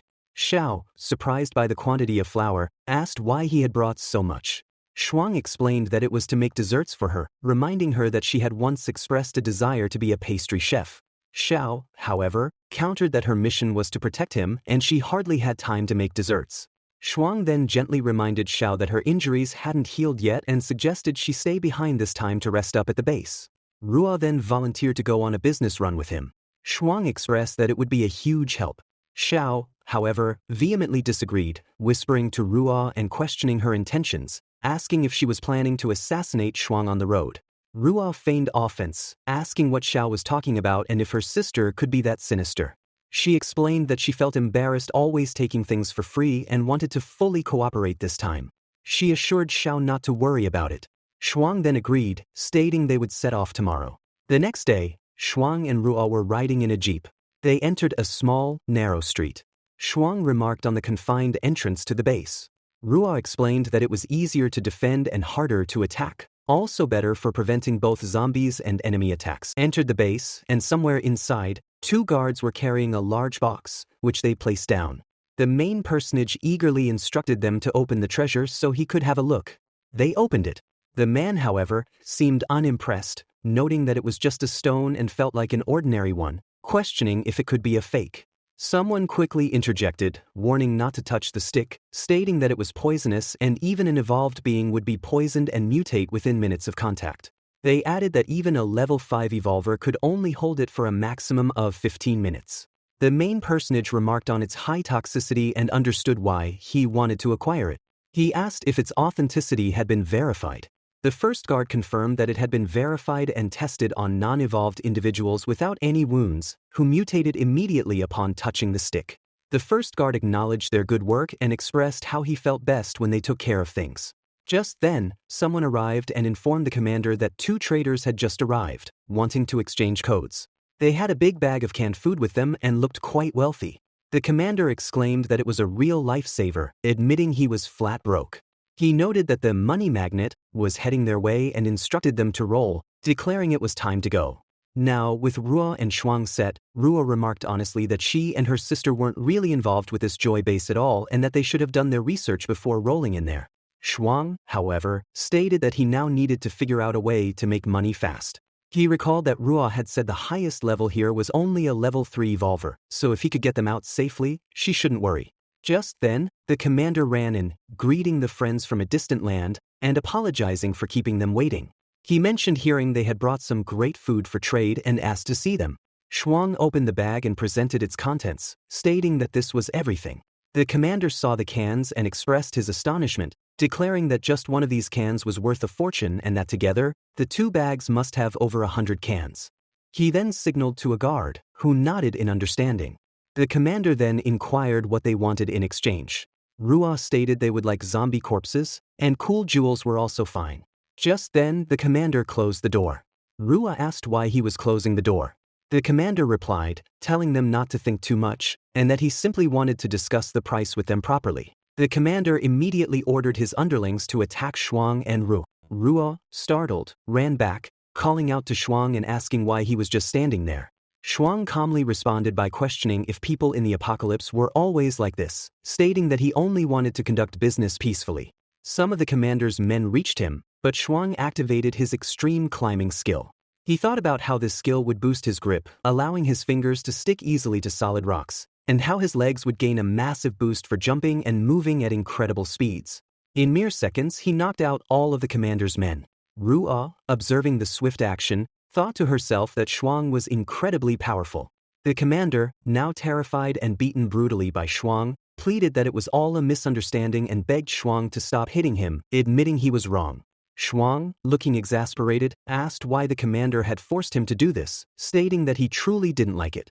The commander, desperate, promised to supply Shuang with what he needed and to trade whatever Shuang wanted directly. Ru'a, incredulous, called Shuang an idiot, questioning how he could trust someone who had just tried to kill and rob them, and warned him to be careful as the commander might stab him in the back at any time. Shuang, however, replied that he would continue to trade supplies with the commander. He then explained that he had finally figured it out. In this apocalypse, they were surrounded by wolves in sheep's clothing, but if these individuals knew the consequences of having bad intentions, business would be much easier. The commander, clearly terrified, quickly affirmed that for masters like Shuang, they had nothing but respect and dared not harbor any bad thoughts. The commander then invited Shuang to follow him, promising to show him the supplies for exchange. He led them to the box containing the infected rod. Shuang looked at it dismissively, asking what it was, referring to it as a broken stick, and stating that it wasn't the supply he had requested. The commander, in a desperate attempt to justify it, admitted that he had spent every last penny on this stick and had no choice but to steal to make ends meet, explaining that life had been a real struggle for them. He then began to extol the stick's virtues, claiming it was quite unique, a rare and precious desert item that could greatly enhance damage, and was even said to be capable of defeating high-level foes. He challenged Shuang to pick it up and try it if he didn't believe him. Shuang pondered if it was truly that powerful. Just then, the commander inwardly gloated, thinking that a mere 5-second touch with bare hands would curse Shuang with corpse poison, ensuring his death and confirming Shuang was still too green for this. Shuang was about to grasp the stick but then hesitated and said, "Forget it. You try it first." The commander was shocked and asked what? Shuang reiterated, telling him there was no need for him to try it, and urged the commander to try it himself to see how powerful the stick was. The commander stammered, but Shuang, losing patience, asked what there was to hesitate about and again told him to try it. He then held the stick with a cloth, saying, "Take it," and threw it towards the commander. The commander, visibly panicked, refused, saying, "No, not." Shuang, his voice firm, repeated, "I say it again. Grab the stick with your hand." The commander dropped the stick and fell down. Shuang asked if he was scared already, stating that he knew what the stick was. He reminded the commander that he had given him another chance to cooperate, but he hadn't cherished it, and therefore, Shuang told him not to blame him for what was to come. Ru'a urged Shuang to kill him. Shuang grabbed the commander by his neck. The commander pleaded for his life. Shuang, remembering the girl who had been killed and seeing the commander crying to be spared, then recalled Chief Justice Qi's voice in his mind, asking how it felt to hold someone's life in his hands and if it felt good. Shuang let the commander go and walked back, telling Ru'a to gather their things as they were leaving. The commander was left coughing on the floor. Ru'a, astonished, asked why Shuang hadn't killed him, given that the commander had tried to kill them earlier. She then sarcastically suggested that Shuang didn't want to see him suffer too much, and questioned why he didn't just use poison or cut off his head, proposing that there were plenty of painless ways to kill him. Shuang, in a serious tone, told her to stop talking. He then grabbed the stick with the help of a cloth and stated that he would just take it, considering it compensation for the commander trying to kill him. Ru'a, internally, thought that Shuang was a coward, unable to even kill someone, and that his skill was useless, leading her to believe he couldn't protect her sister. Just then, the commander, still recovering, asked if Shuang could save their base. Ru'a scoffed, asking if he thought they were some kind of charity. The commander begged them to agree to help, promising that after it was done, they could take all the supplies from the base. He explained that they were at their end and if no one came to help them, the base would be destroyed sooner or later. Ru'a, still suspicious, accused him of trying to fool them again, asking if he truly wished to die. The commander vehemently denied it, explaining that to get a level 5 evolver to help them, they had sent countless supplies, but the evolvers still demanded more, leaving them no choice but to resort to robbery. The commander then urged them to follow him, promising that once they saw, they would understand. He led Shuang to a window and pointed outside, asking him to look at the pit and the bodies within it, stating that those were the people killed from their base in just one day. Shuang, shocked by the number, asked who was responsible. The commander explained that they lost dozens of people every day, and it wasn't due to outsiders but their own base leader. To prevent the spread of disease, they had to burn the bodies every day. He warned them that getting close would expose them to the stomach-churning smell of burned meat. Ruo exclaimed, questioning if their leader was crazy, stating that if he killed that many people every day, it wouldn't be long before everyone in their base was dead. The commander confirmed her statement, which was why he had decided to seize power and lock up the leader. Shuang asked if that was why he had spent so much money to find a level 5 evolver to help. The commander confirmed, but added that a single level 5 evolver was not enough. They needed at least 3 together because their leader was a level 7 evolver. On the other hand, the leader was seen killing his own members one after another, who didn't even have time to flinch before their deaths. The leader, acting like a psycho, declared that everyone must die. The commander, with his soldiers, declared that among everyone present, he couldn't see the presence of a third level 5 evolver. Another man, Captain Li, questioned if the commander was trying to fool them. The commander vehemently denied it, asking them to listen to his explanation. He stated that while they might not have a level 5 evolver, he had brought an evolver who could transcend levels. The other person was shocked by this and asked if it was the commander himself, observing that he appeared to be a level 4 evolver. The commander pointed to a person and asked if he thought he could beat him. The man replied that he had the wrong person and that he was not a super evolver. He then clarified that he meant Shuang, whom the commander was indicating, and asserted that Shuang was very strong. Captain Li, however, scoffed, questioning what a level 1 evolver could possibly do to defeat a level 5 evolver. Shuang calmly stated that he had indeed beaten one before. Captain Li started laughing, calling it an absurd notion. He then told the commander that he had been fooled by Shuang, emphasizing that since the apocalypse, no one had been able to surpass level 3, and calling it a joke to think Shuang could surpass level 4. Shuang acknowledged that the last time he defeated a level 5 evolver was mostly due to luck, and he admitted he was unsure of his abilities to surpass levels, which was also why he had stayed behind to wait for them. He proposed a match, stating that if he lost, he would quit, and produce the stick he had acquired, wearing gloves on his hand. He then offered to compensate them with 100 cans of food if he lost, asking for their thoughts. He was wearing toxin-blocking gloves made from a special fabric. The commander urged the two not to waste their energy prematurely and suggested they just forget about the match. But Captain Li insisted that if Shuang couldn't prove he could surpass level 4, he was leaving. He emphasized the need for a team taking on a level 7 evolver to know each other well, stating he needed to know someone had his back before putting his life on the line. Shuang addressed Captain Li, stating clearly that this was a competition, not an attempt to kill. Captain Li acknowledged, assuring him he wouldn't kill recklessly. They began the match. Captain Li attacked Shuang, but Shuang blocked the attack and mentally noted how incredibly strong that punch was, feeling his hand go numb, and how fast it was. As the punch was about to hit him, he realized he had to use his ultimate skill right off the bat. He dodged the attack, and Captain Li exclaimed that Shuang, the little brat, had some moves, dodging all his punches like that, but reiterated that he was still far from surpassing level 4. Captain Li attacked Shuang again, but Shuang dodged it, and the attack landed on the floor, shattering it. Shuang mentally cursed the shattered floor, thinking of all the level 5 monsters. Captain Li then told him to stop running and take his punch, questioning the point of dodging. Shuang mentally retorted that if he took the punch, he'd be dead. Of course he was running. Just then, Captain Li saw an opening. Shuang thought, watch me knock the wind out of you with one strike. He then poked Captain Li with the rod, and it made a metallic clanking sound. Shuang asked Captain Li how it felt, noting that he was hurt so much he couldn't speak. He then revealed this was his ultimate move, the bloodline, and proceeded to attack Captain Li in the groin. Captain Li asked Feng if the commander was already married. Feng Wu, standing nearby, reassured him not to worry. With Commander's ability to harden his body, Feng believed he could easily deflect the incoming attack. But Captain Li warned that the staff used in the fight was laced with corpse poison.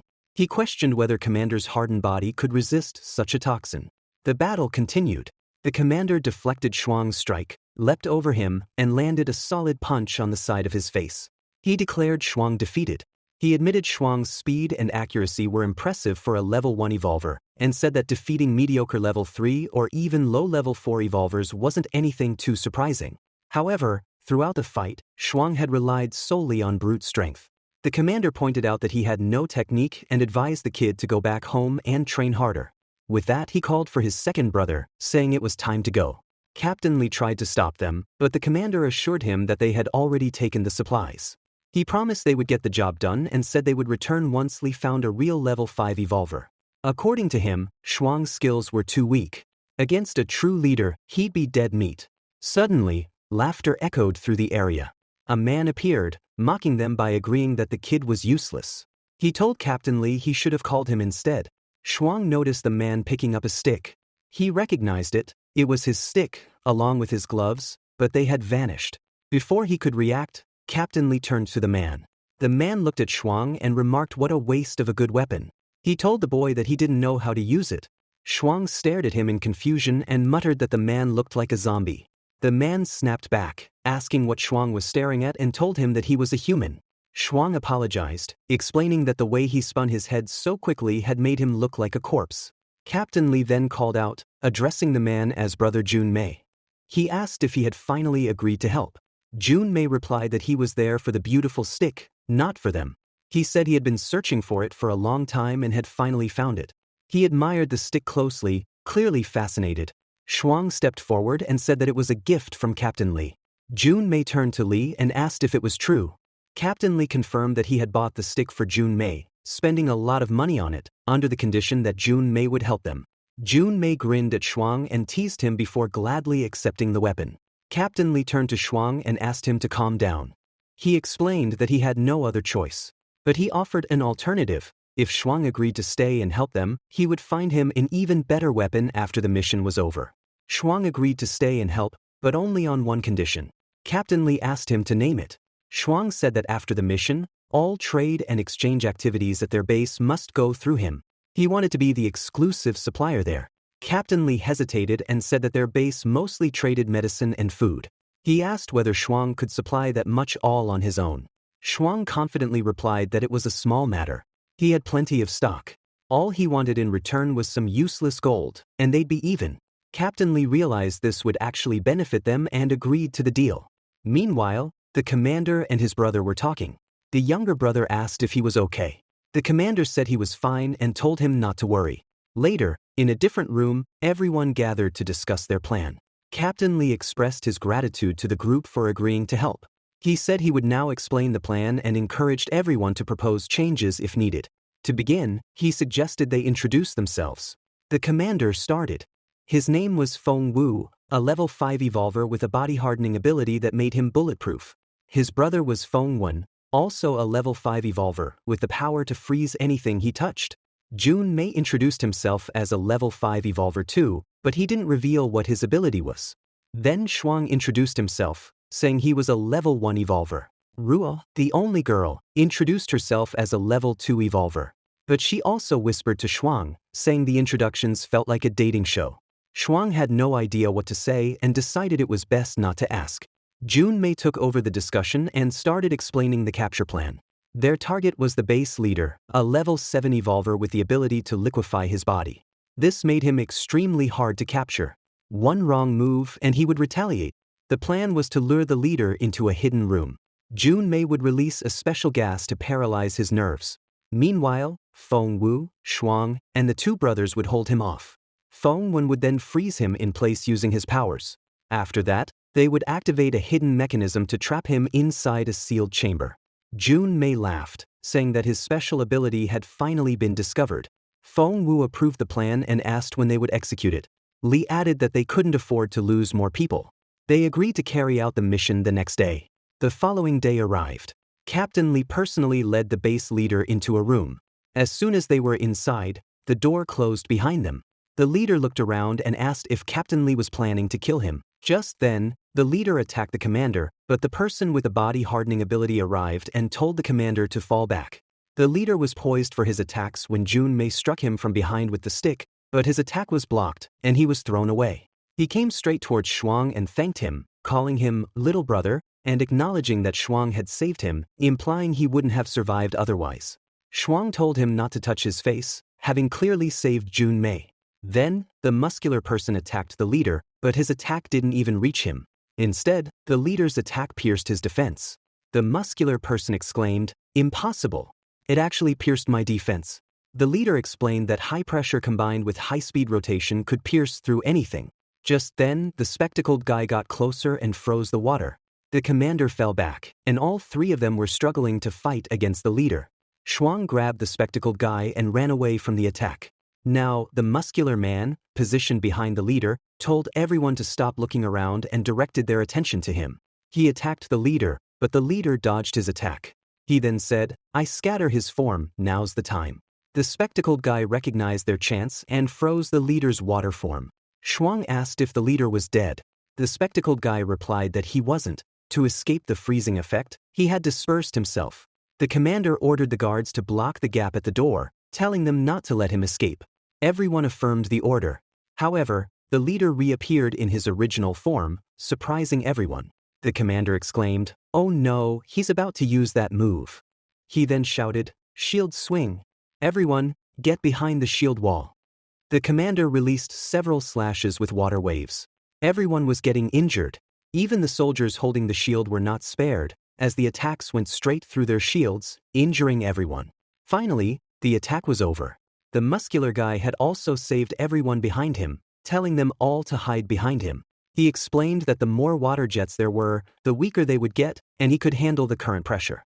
The commander declared that they had made it through and that using this move would drain a lot of the leader's energy, keeping him in his liquid form for 10 seconds. He instructed Fang and Wen to go and freeze him. Wen told Shuang to send him over. Shuang understood and ran towards the leader with Wen. Wen used his ability to freeze the leader. After 10 seconds, he thought to himself that within these 10 seconds, he must completely freeze him. The leader was about to reform, but Wen was trying his best. Just as Wen was about to completely freeze the leader, the ice cracked slightly. Shuang exclaimed that it had worked, and Wen was visibly exhausted, his eyes beginning to crack. Wen then cried out that the leader was speeding up the water flow inside, causing the freezing effect to slow down. Just then, Junmei, the zombie-like man, arrived, reassuring them that he was there and the leader couldn't escape. He injected a certain kind of toxin into the ice, explaining that while the liquid inside the leader's body would attempt to disperse his toxin, its current state would make it very convenient. He stated that the toxin would make the leader sleep forever, and without Junmei's antidote, no one could save him. The commander, witnessing this, declared that it had worked and the leader was defeated. Later, they were all sitting in a room, celebrating their victory. The commander expressed his gratitude for their help, stating that their base had broken free from the leader's tyrannical rule. To show their appreciation, he announced they had prepared a variety of delicious food for them that night. Shuang privately acknowledged that the taste was actually not bad. Just then, the commander loudly proclaimed that good food and beautiful women go hand in hand, and called for the women to come out, describing them as either plump or slender. 2 ladies, followed by some others, came out. The commander then told them to take their pick. The spectacled guy made a selection, and Shuang also stated that they wouldn't hold back. The girls began feeding them, and one girl, quite close to Shuang, asked him if he was the hero of their base and if he was so young. Ruo, observing this, became very angry and muttered that all men were the same. When everyone was thoroughly drunk, the commander instructed his underlings to take them back to their rooms. In Shuang's room, 2 ladies accompanied him. One of them remarked how cute he was, noting that just a little drink had made him drunk. The other lady declared he was just her type and surmised he wasn't feeling too great, suggesting he needed a good cleaning up. In another room, the spectacled guy, Captain Li, was with a girl who was taking off his clothes. He commented that Captain Li truly understood women. The girl, slightly flustered, told him not to be so impatient. The scene then shifted to Junmei, the zombie-like man. He told 2 frightened girls that they looked good and were his type. He then reassured them not to be afraid, promising not to hurt them. Meanwhile, in the muscular man's room, he told the ladies to leave, stating that this is far enough, and that he was going to sleep. He then loudly closed the door in front of the 2 girls. Back in Shuang's room, one of the 2 girls commented that it felt like he would sleep until the morning.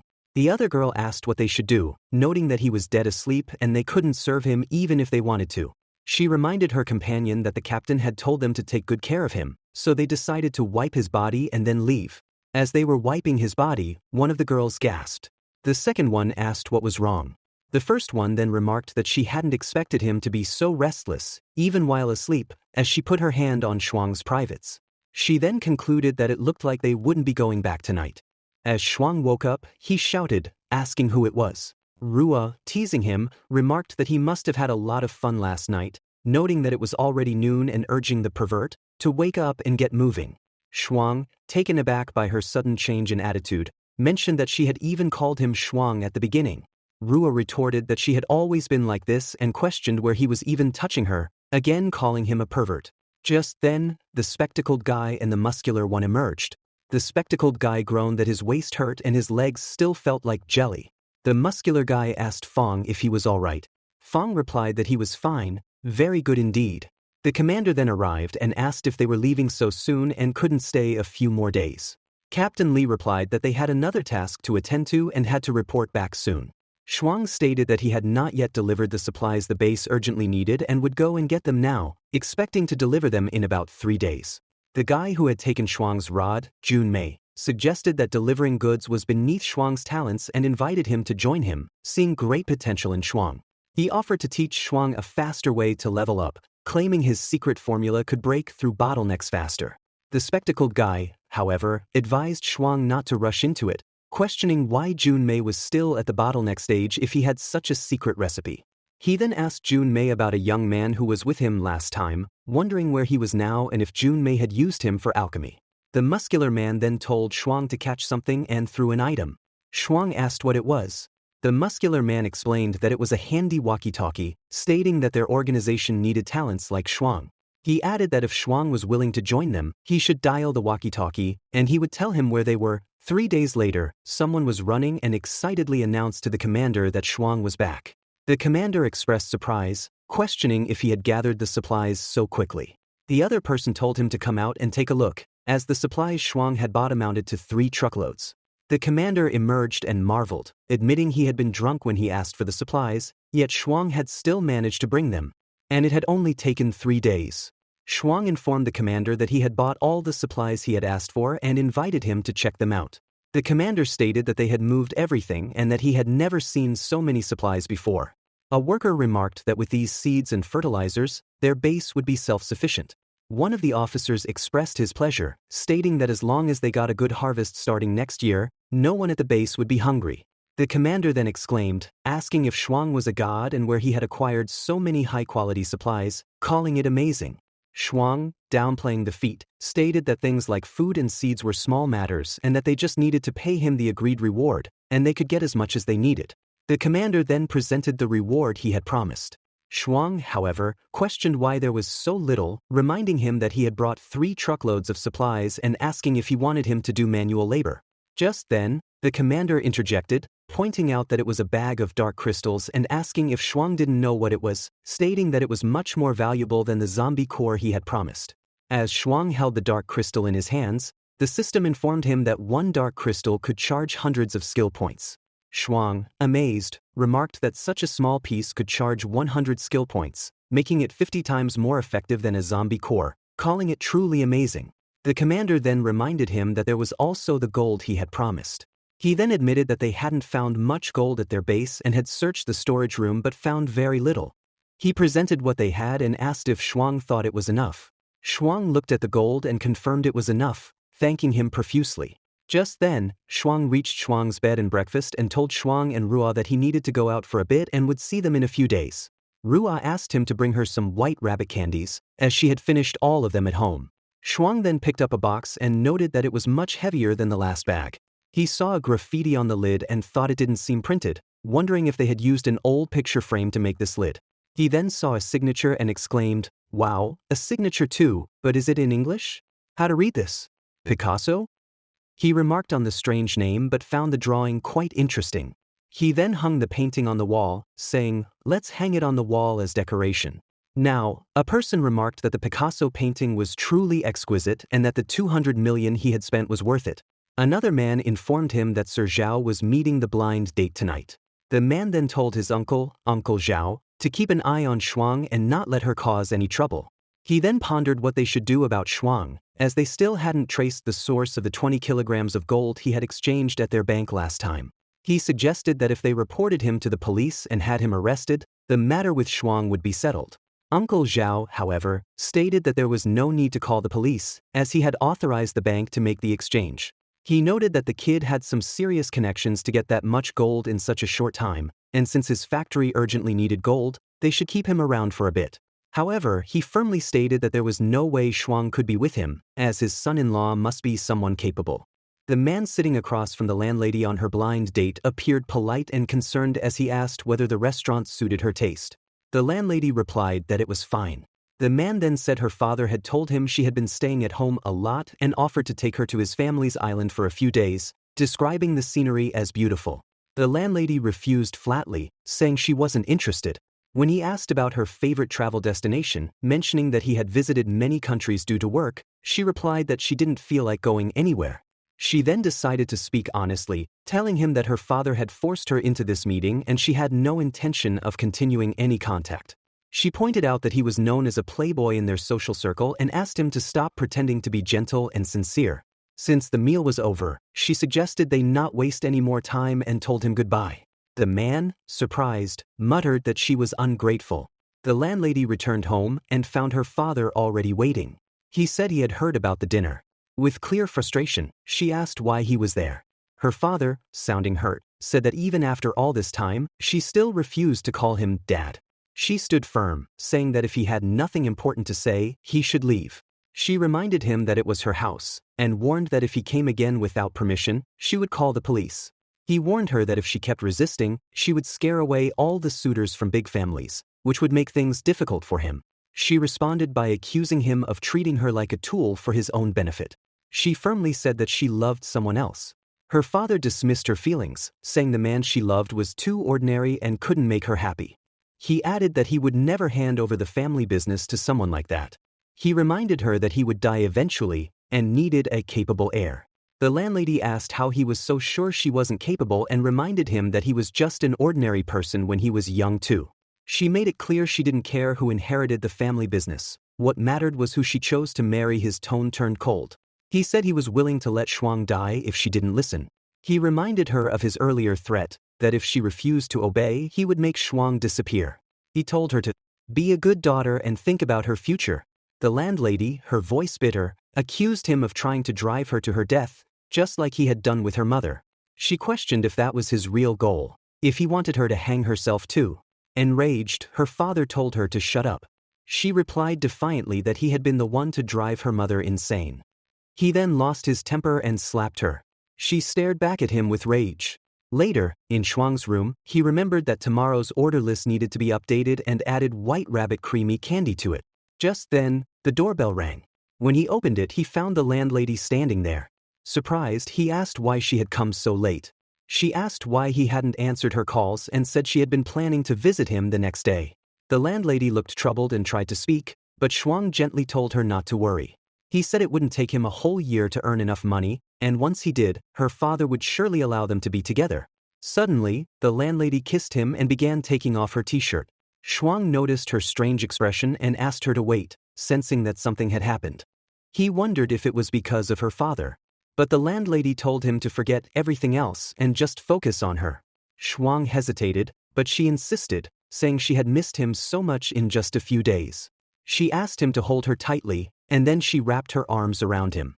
Shuang, filled with hope, believed this would be the night he lost his virginity to the woman he loved most. The landlady asked him to help unzip her dress, and Shuang did so. She thanked him and lay down on the bed.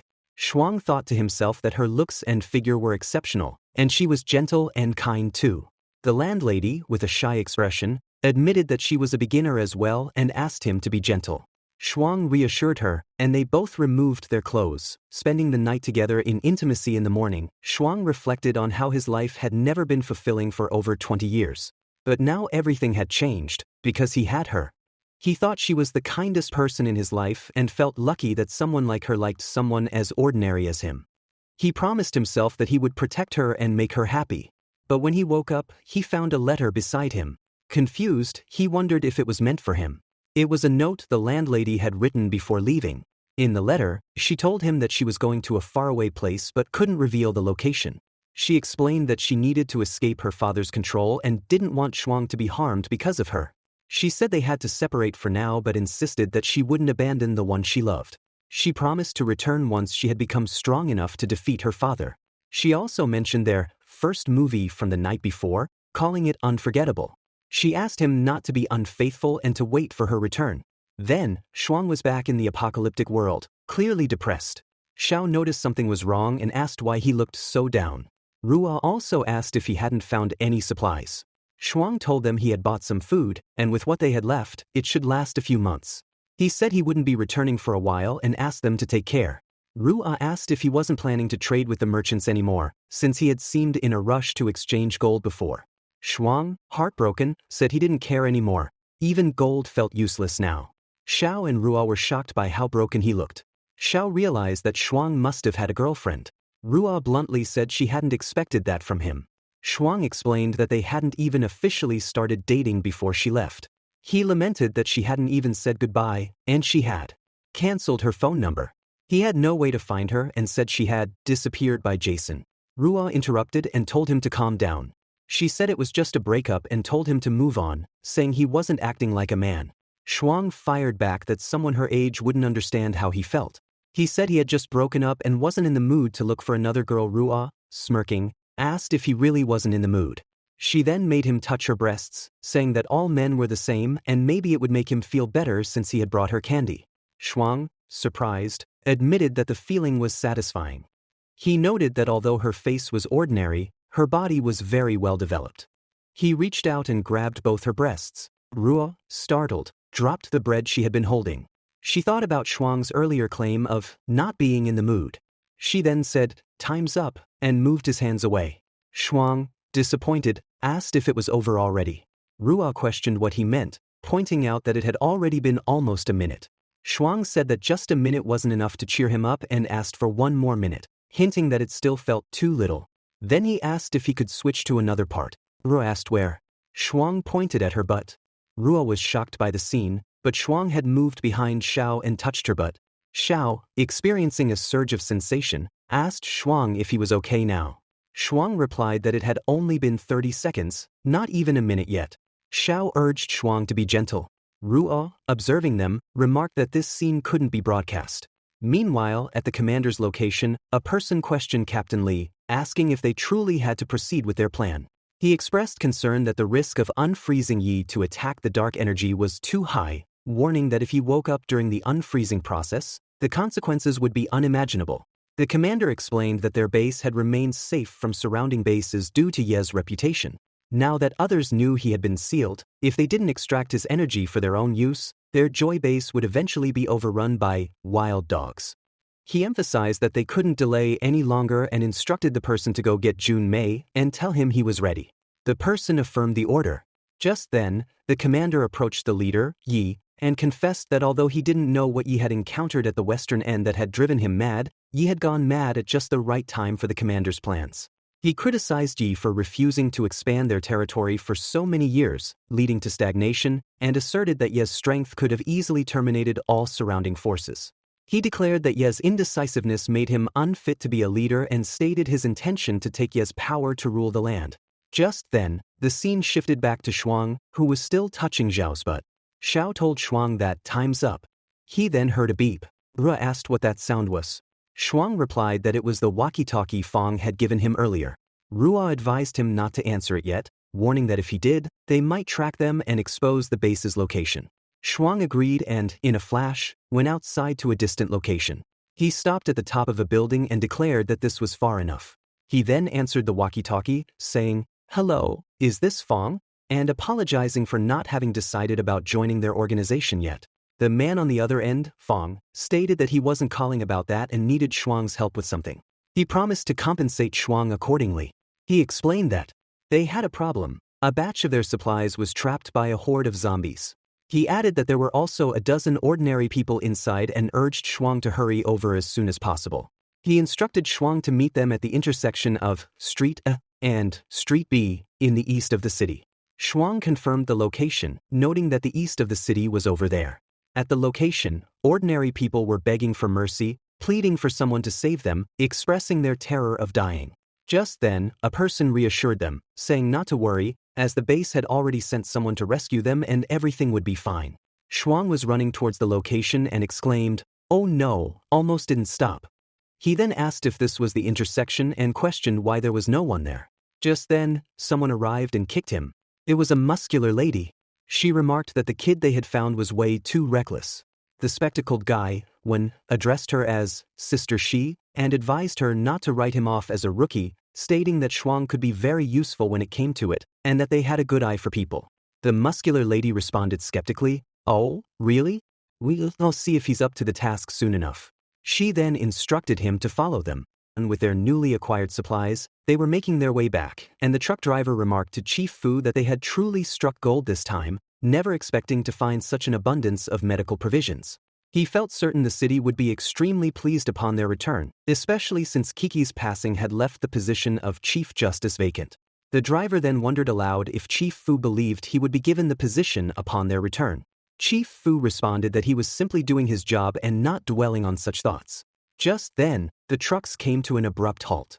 The captain inquired about the problem, and they realized they were confronted by red zombies. An order was given for everyone to shoot, but they found themselves unable to hit the targets as the zombies skillfully dodged all their attacks. The driver then activated his ability, causing his hands to extend considerably, and with them, he seized 2 of the zombies. He then declared that they could no longer dodge and ordered everyone to shoot them. The zombies were instantly shot dead. The driver expressed his relief that they were finally deceased, acknowledging their good fortune in having the vice captain. A zombie then inflicted damage on one of the F-10 cars. The captain assured them it was no problem and suggested they transfer the goods from that car to the others to create some space. He urged everyone to hurry, emphasizing their need to reach the Earth Alliance by tomorrow night. At that moment, a person on top of a building, observing through binoculars, reported seeing many more zombies, approximately 800 meters away and heading towards them. The captain quickly ordered everyone to load the medical supplies onto the car and depart. However, someone pointed out that there were still fuel tanks on the other car. The captain insisted there was no time to waste, stating that they would undoubtedly perish if they crashed into the horde and that they would worry about the gas later. He then commanded everyone to get into the car immediately. Later, the driver informed the captain that they were almost out of gas. The captain decided they should stop the car, and they found themselves in the middle of the road. The captain then asked how far the car with the remaining fuel could travel. The driver estimated about 10 kilometers, while another driver reported theirs could go approximately 3 kilometers. They were still 30 kilometers away from Earth Airlines.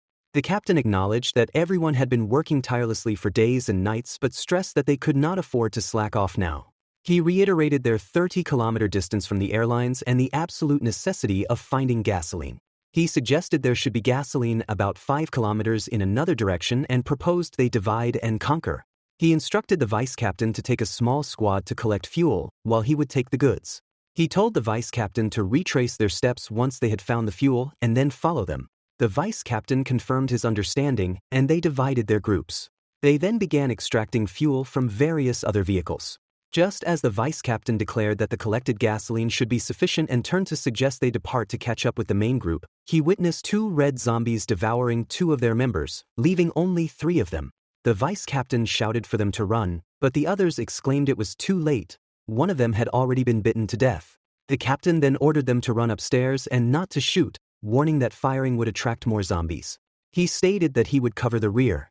The vice captain then used bullets to repel the zombies. Everyone lamented that there were so many zombies and that escape without shooting seemed impossible. They were now out of bullets. They found themselves inside a building, where the vice captain assured them that the zombies should not be able to enter for the time being and urged everyone to take a break. Just then, the zombies outside began growling and banging on the door. The vice captain and his squad sat there, praying for someone to rescue them from the terrifying zombies. The vice captain then reassured them that the base had already sent someone to rescue them and that everything would be fine. The scene then shifted to Shuang and the other team. Shuang instructed Rock and Head that their task was to draw most of the horde towards the south. She then told Sanguine to divert a small portion of the horde to the west. Shuang inquired about his own role, and the captain told him to come along, explaining that once the horde scattered, they would go in and rescue the others. Shuang confirmed his understanding, and they adhered to the plan, moving out. Just then, a sound emanated from a car speaker. A voice began singing that the boundless horizon was its one and only love. The zombies were attracted to the sound. The speaker continued, describing flowers blooming vibrantly under lush green hills and urging sweethearts to keep the music going and dance. It asked what kind of rhythm got them moving and brewing the most, and which melody filled their hearts with the most delight. The captain and Shuang were standing on top of a building. The captain announced that the horde had been diverted and suggested they go and rescue them now. However, there were still too many zombies there. Shuang asked why there were so many zombies in that location. The captain explained that some zombies were deaf and stated that he would hold off the zombies while Shuang went and saved the trapped individuals. Shuang opened the shutter and confirmed her understanding. She then called out to the people inside, assuring them they were safe and that she was there to save them, instructing them to open the door. The door opened, and a single person walked out. Shuang expressed surprise, recalling that the captain had mentioned a dozen people. The captain also noticed this, and Shuang's father inquired why he was the only one. On a rooftop, the team members had gathered. The spectacular man remarked on their narrow escape, noting they had almost not made it back. Seeing Shuang with the rescued man, he questioned why there was only one person and where the others were. The rescued man explained that during the transport of supplies the previous night, they had been ambushed by base personnel. He stated that everyone in the search team, except for him, had been killed while foraging. He added that they had stumbled into a zombie horde and barely escaped death. The spectacular man expressed his surprise, stating that the rescued man was the only one who had called for help and that there were no supplies at all. He indicated that had they known sooner, they would not have mobilized so many people. They could have simply sent Hat alone to rescue him. The rescued man then revealed that they had also sent a small team 5 miles away to look for gasoline, but they too had become trapped by zombies, and he was hoping their current rescuers could help them. The spectacular man then mentioned that yesterday, Lord had only paid for 1 rescue mission and 1 patient supply, and that another rescue would incur extra costs. The rescued man pleaded, emphasizing that it was an emergency and that if no one helped them, they would surely die. He begged them, offering to cover all necessary costs from his own pocket. Shuang then interjected, declaring that he would undertake the rescue mission. The spectacular man, shocked, asked what Shuang was talking about, reminding him that they had not agreed to this. Shuang then addressed Fong Wu, reminding him of his promise to pay him and stating that this was what he wanted to do, rescue them. The spectacular man then called Shuang little and expressed his confusion about whether Shuang was smart or good for nothing, questioning how his reward could possibly cover the costs. However, the leader interjected, indicating his understanding and stating that they would go save them. Shuang remained silent. The spectacular man then asked the leader why he had agreed, highlighting that each rescue mission was fraught with peril and questioning if the leader understood how dangerous it would be. Just then, they looked up and saw red zombies surrounding them, prompting them to wonder why there were so many. One of the red zombies leaped towards them, but the muscular girl caught it and smashed its head with her arms, splattering blood all over her face. Other red zombies then attacked their team. Fong Wu observed that although red zombies usually appeared in groups, it was truly strange for so many to show up at once. The leader instructed everyone not to waste energy and to run to the car. As they ran, each of them attacked the zombies. Shuang then seized a zombie by the neck and declared they couldn't go down, as their car was surrounded by zombies. He looked down the road and wondered how this could be, questioning if the zombies hadn't been lured away. The lady stated that they were back and that there seemed to be several times more than before.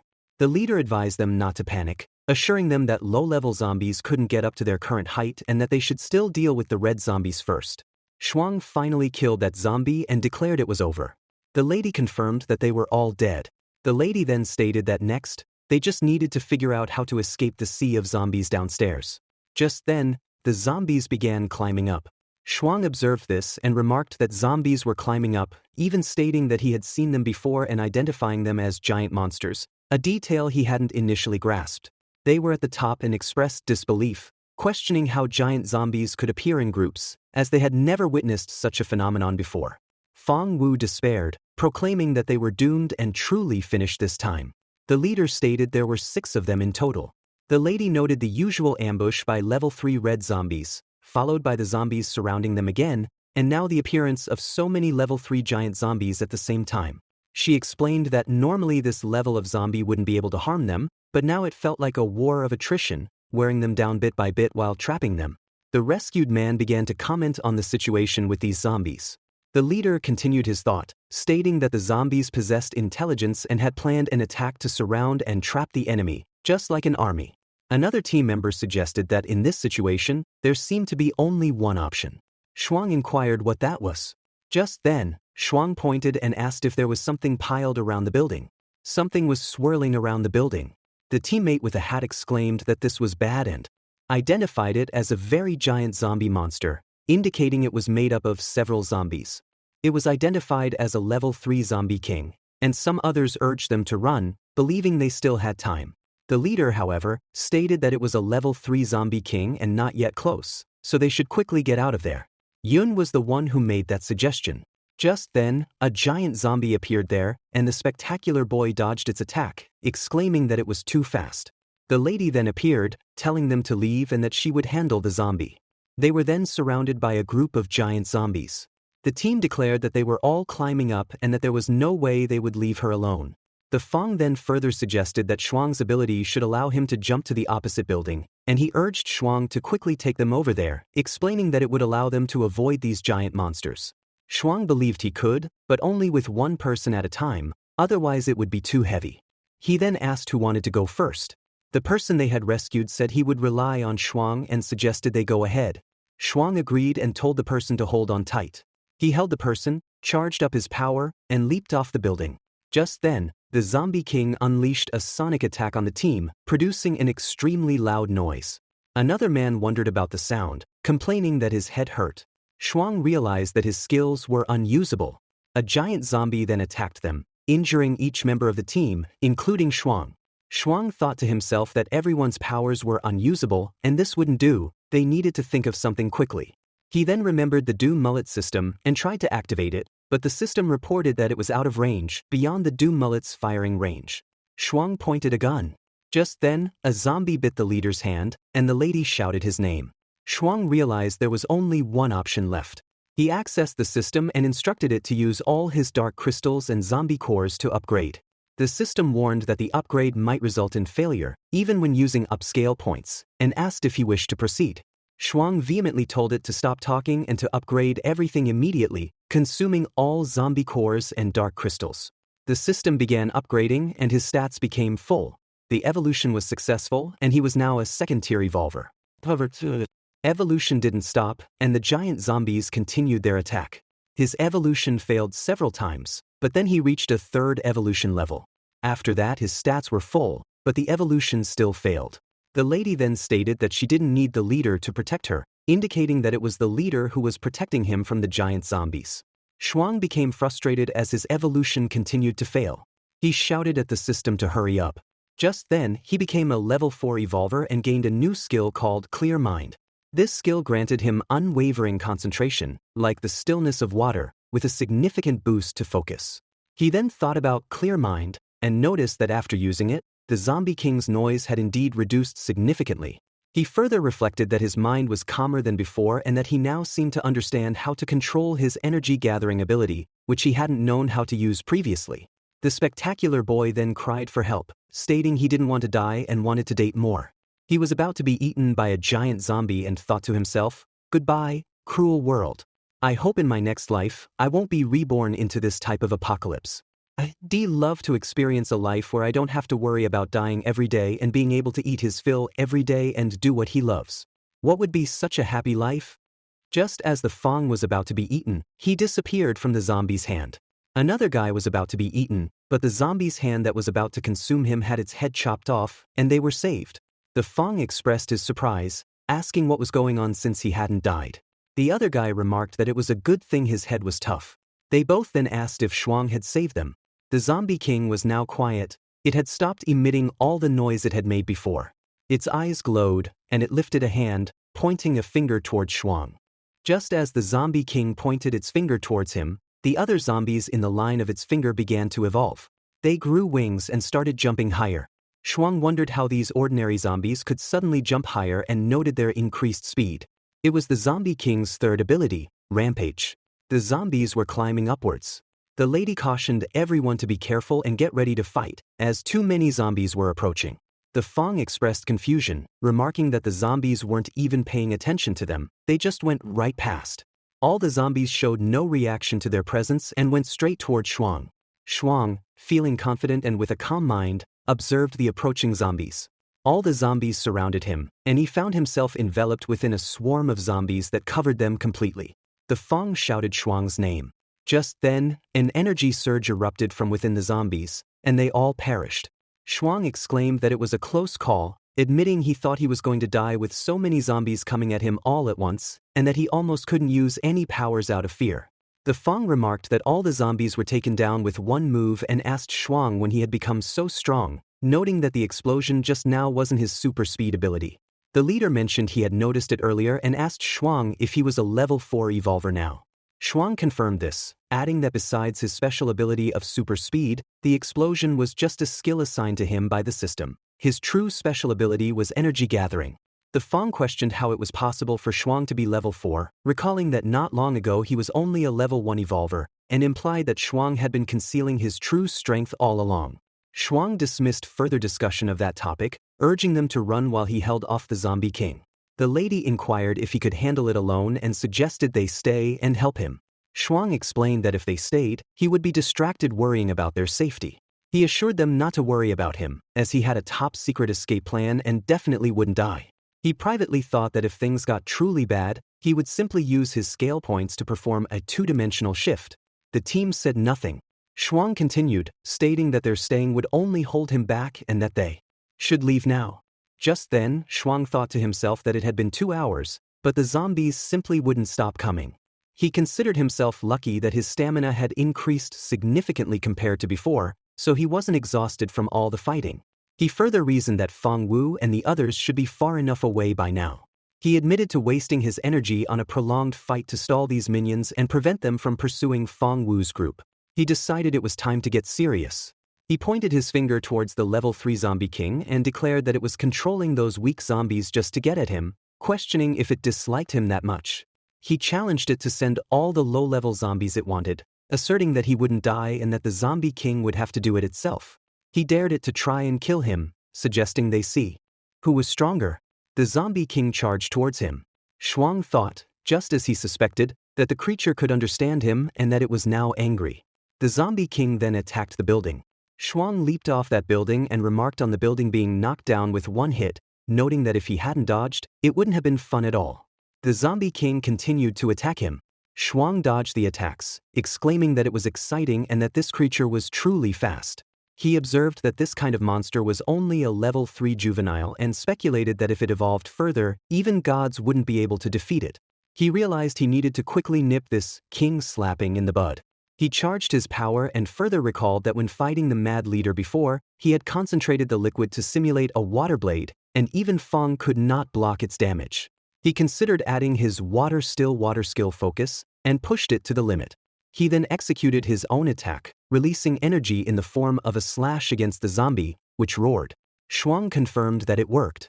In another location, the commander stood in front of a capsule, and a zombie-like person was positioned above it. The zombie-like person stated that he had poured all of his exclusive extraction liquid into it and that in 3 days, its dark energy would be extracted. The commander inquired if that was all it took. The man assured him not to worry, stating that he had successfully done this several times before, though it was his first time extracting from a high-level one. He reaffirmed that 3 days would suffice and urged patience, promising to transfer all of its dark energy into the commander's body in 3 days. The commander was quite excited to hear this. 2 cars raced down the road, speeding away from the chaos. In one of them, a man turned on his walkie-talkie. It was the team leader checking in. Shuang's voice came through, asking how things were going. The leader responded that their rescue mission was a success. They had saved everyone. Apparently, the Zombie King had sent most of the undead to attack Shuang's side, so by the time they reached the rescue site, there were no zombies left. Shuang admitted he'd been worried they might be hurt, but was surprised the team had rescued everyone so quickly. The guy with glasses, known for being calm, told him not to worry about their injuries. He even pointed out how Shuang was carrying a load of medical supplies like a walking pharmacy. The poison, he added, was almost fully neutralized now. The leader shifted the focus, asking how things were going on Shuang's side. But before Shuang could answer, the spectacle guy cut in, saying if Shuang had time to chat, it clearly meant everything was already handled. And he was right. Right in front of Shuang, the Zombie King lay dead. Then Shuang's father confirmed it. Everything was fine on his end too. He suggested they all find a place to meet up. He was holding the zombie king's corpse, and surprisingly, this one had a massive value, 10,000 rechargeable skill points. Shuang, still in shock, thought to himself how he had just run out of skill points and had been looking for new zombie cores to recharge. He hadn't expected this one to be such a jackpot. But the moment of victory didn't last. His body finally gave in. Completely exhausted, he collapsed. His energy was gone, and now he was in a deep, comatose state. Meanwhile, in one of the rescue vehicles, a lady grew suspicious. She asked where they were being taken. Wasn't the Great Earth Alliance in the opposite direction? The driver calmly explained that this was a special route used for transporting living supplies. It was longer, but safer, with fewer zombies along the way. Unbeknownst to them, a group of armed enemies was watching from the shadows. They had a rocket launcher aimed directly at the team's vehicle. One man whispered that they'd finally arrived, then launched a bazooka. The explosion hit the front of the car. Then he fired again at the second vehicle. The blasts hit hard. Inside, team members were thrown around and injured. They stumbled out, coughing and dazed. One of the injured men grumbled that burns weren't the problem, but the explosion fragments were brutal. He shouted that his own allies were about to blow him up too. The man who fired the bazooka stepped forward, apologizing quickly. He said they had no other choice. Capturing all 4 people at once was just too hard. Hitting them in one strike saved them from a drawn-out fight. He added that catching them wouldn't have been possible without the help they'd received. Then he ordered the group to head back to Camp 17. Back where Shuang had collapsed, 2 girls arrived and spotted him lying there. One of them asked if he was sleeping and wondered if he'd actually taken down a level 3 zombie king on his own. The other girl thought it was way too dangerous to leave him like that and said they should take him back immediately. Just then, one of them pinched him. Shuang woke up, grumbling about not even being allowed to sleep in peace. As he looked up, he saw the 2 girls running away. Confused, he sat up and wondered aloud where he was. Upon waking, he exclaimed that he had actually slept for 10 days, finding it quite excessive. He immediately wondered about Feng Wu and the others, feeling an urgent need to contact them. Just then, a girl arrived and informed him that they had already confiscated the walkie-talkie, explaining that communication devices were not permitted inside the base. Shuang requested the walkie-talkie, stating he would contact them after leaving the base. The girl then questioned his manners, asking if that was how he treated his lifesaver and if he truly lived like this. Shuang apologized profusely, admitting he had completely forgotten and assuring her that he would properly reciprocate her life-saving kindness. He inquired if she needed any supplies, offering to send as much as she needed, even suggesting a truckload of food. The girl, while appreciating his generosity, explained that what they needed most right now wasn't supplies but strong individuals like him. She revealed that their association actually had a favor to ask him and inquired if he would agree to help them. Shuang readily assented, telling her to just name it, but stipulated that he first needed to inform his friends of his safety, as he was afraid they would worry. The girl agreed, saying someone would accompany him out of the base, and he could then use the walkie-talkie to reach his friends. Shuang then tried the walkie-talkie outside, but no one answered. The other girl suggested that perhaps they had switched walkie-talkies or hadn't brought them along. She then urged him to head back to the association first, as the leader was still waiting for them. Shuang thought to himself that it looked like he wouldn't be able to leave anytime soon. He then pondered where they were taking him, questioning if they weren't supposed to meet the leader in the association. The lady accompanying him explained that she had actually wanted to say this earlier, before meeting the leaders. Shouldn't he clean himself up a bit? She noted that he hadn't showered in over 10 days and the smell was quite strong. Shuang, surprised, asked if that was so and apologized. She handed him some clothes and instructed him to take a bath first, indicating that the bathhouse was to the left. She added that she would wait for him there until he was done. Shuang went inside and smelled his t-shirt, wondering if it really smelled that bad, as he couldn't smell anything himself. Just then, a lady in front of him began taking off her clothes. Shuang realized it was a girl. The girl saw him, and Shuang quickly apologized, explaining he had gone to the wrong place. He then scurried to the next room and showered, thinking to himself that bathing was his thing and it left his skin super smooth. He then sat inside the bathtub, contemplating the many things that had happened so suddenly, so much so that he hadn't even had time to think about his heartbreak. He decided he needed to keep himself busy right now, focusing on strengthening himself as the way to go. He reasoned that if he helped the climbers at this time, he might gain another trading partner. Just then, the ladies bathing nearby remarked that what he had said was true, truly hilarious, and suggested they watch over there. They were moving about, seemingly unconcerned by Shuang's presence. Shuang wondered what was going on and why there were only women. Just then, the lady who had spoken first walked past him. Shuang thought she hadn't seen him, or rather, hadn't noticed him. She walked past him, and he realized no one had noticed him. He pondered if he should sneak out. Just then, a lady sat down and exclaimed that the water was so hot, then immediately contradicted herself, saying it wasn't hot at all. Another girl told her to stop waddling, take off the towel, and get in the water. The first lady told her not to pull her. Shuang thought to himself that this was his chance to leave. Someone then shouted, "Team members, look over here, everyone." A woman announced that the mission's success was thanks to regular training and that the courage to keep climbing would make them increasingly powerful. She then declared that since they were all honest with each other while bathing, she proposed they have a naked fight to see how well they could defend themselves without any preparation. Everyone in the pool was shocked, including Shuang, who found himself surrounded by naked women bathing all around him. Just then, a loud bang echoed from the door, and they realized their escape route was sealed.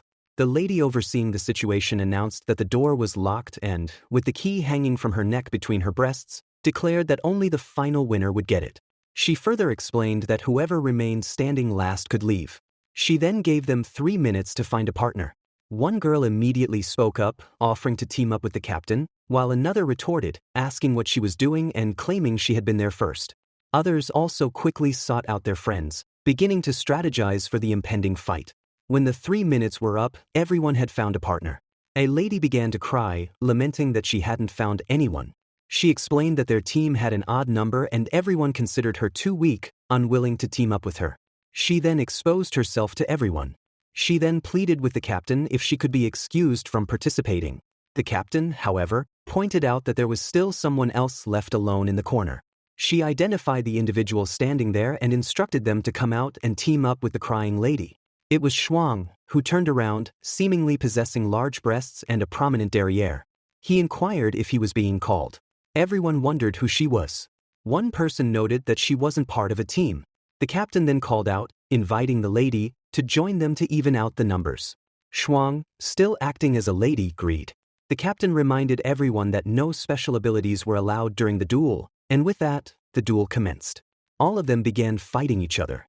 Two rivals, who had a long-standing animosity, confronted each other.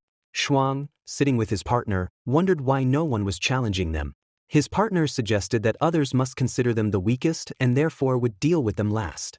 The two girls were engaged in a fierce fight, with one holding the other tightly. Hao spoke up, declaring that she gave up.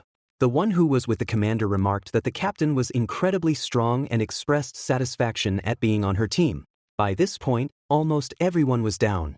The captain then stated that only 3 groups remained and asked the vice-captain which group she wanted to fight. The vice-captain responded that it was obvious. The captain then challenged her to bring it, and the fight between them erupted. Just as the vice-captain was about to attack the captain from behind, the captain blocked the attack and then counterattacked the vice-captain, seizing her hands and throwing her down. However, the vice-captain proved to be very skilled, managing not to fall and balancing herself on her legs. Shuang observed this, thinking it was impressive, and their fight continued.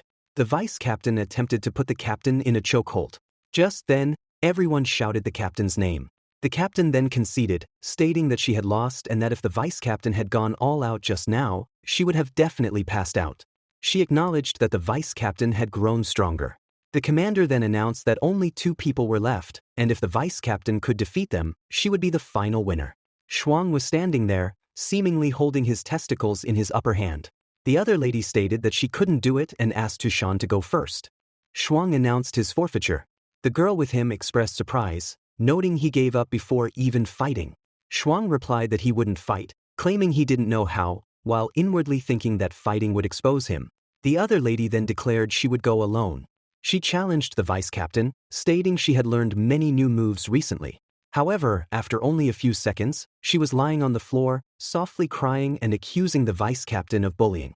The vice-captain then picked up the key from the floor and told the crying lady that she needed to practice more. She opened the door, and everyone was overjoyed that they could finally leave. Some of them expressed their hunger after the fight, and suggested they go eat. The vice-captain then confronted the captain, asking if she had intentionally let her win. The captain feigned ignorance, questioning what the vice-captain was talking about and denying she had let her win. She acknowledged the vice-captain had grown stronger but still lacked confidence, adding that everyone had high hopes for her. Shuang thought to himself that he would let them leave first, and then he would follow. The other girl then complained that it hurts so much.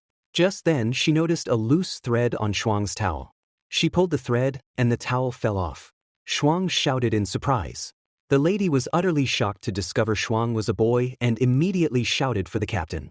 However, Shuang quickly pulled her aside. The captain looked back, wondering who had called her name. The vice-captain dismissed it, suggesting they see about Shuang. Shuang ordered the lady to be quiet. The lady became furious, shouting at him not to tell her to be quiet and to listen to her, explaining that she hadn't come there on purpose. But she wouldn't be quiet. Shuang told her to stop flailing around, reiterating that he had already told her and would explain. Her intimate area could be seen. Shuang whispered furiously that if she kept causing trouble, he would censor her again and again, implying that if she knew what was good for her, she would listen now. The lady finally fell silent. Shuang sighed, relieved, and told her to listen carefully, explaining that he was not a pervert and recounted the entire situation. The scene then shifted to a week prior, where Ru'a asked her sister where she was going, noting it was outside. Her sister replied that she was going to find Shuang, as there had been no news of him for 3 days. Rua's sister warned her that she wouldn't find anyone if she went out recklessly like that and stated she would accompany her. They were now at Joy Base. Rua's sister asked if she was implying that this Joy Base might know where Shuang was. Ru'a explained that Shuang had never returned after receiving information. On the other end of the intercom was Fong Wu and others, helpers obviously invited from Joy Base. Ru'a further reasoned that even if Joy didn't know where Shuang was, they could ask them for Fong Wu's contact information. Just then, the person at the counter, the commander, addressed the young lady, stating he had heard she was looking for Shuang but genuinely did not know where he was. The commander further added that if something had happened to Shuang, it would not do, as he was an important supplier for their base. He promised to have his subordinates take a team to accompany them to find Shuang and also provide them with Fong Wu's contact information. Xia thanked him profusely. They were walking out, and Xia asked Ru'a what was wrong, noting she looked a bit off. Ru'a replied that she couldn't say for sure, but something felt wrong. She observed that this captain felt different from when they had met before, and his magnetic field was fluctuating widely. He was also looking at them strangely. Ru'a suggested they get Fong Wu's contact information and then leave. Just then, they found themselves locked up in jail. The lady exclaimed that they had been locked up for a week and that their captors only brought them food and said nothing else, demanding to know what they wanted from them. She shouted her frustrations. Just then, footsteps approached. It was a person who commented that Stone was still so hot-tempered, asking how many times he had told her they needed to stay calm and think when faced with situations. It was their boss. They expressed shock, wondering how it could be him.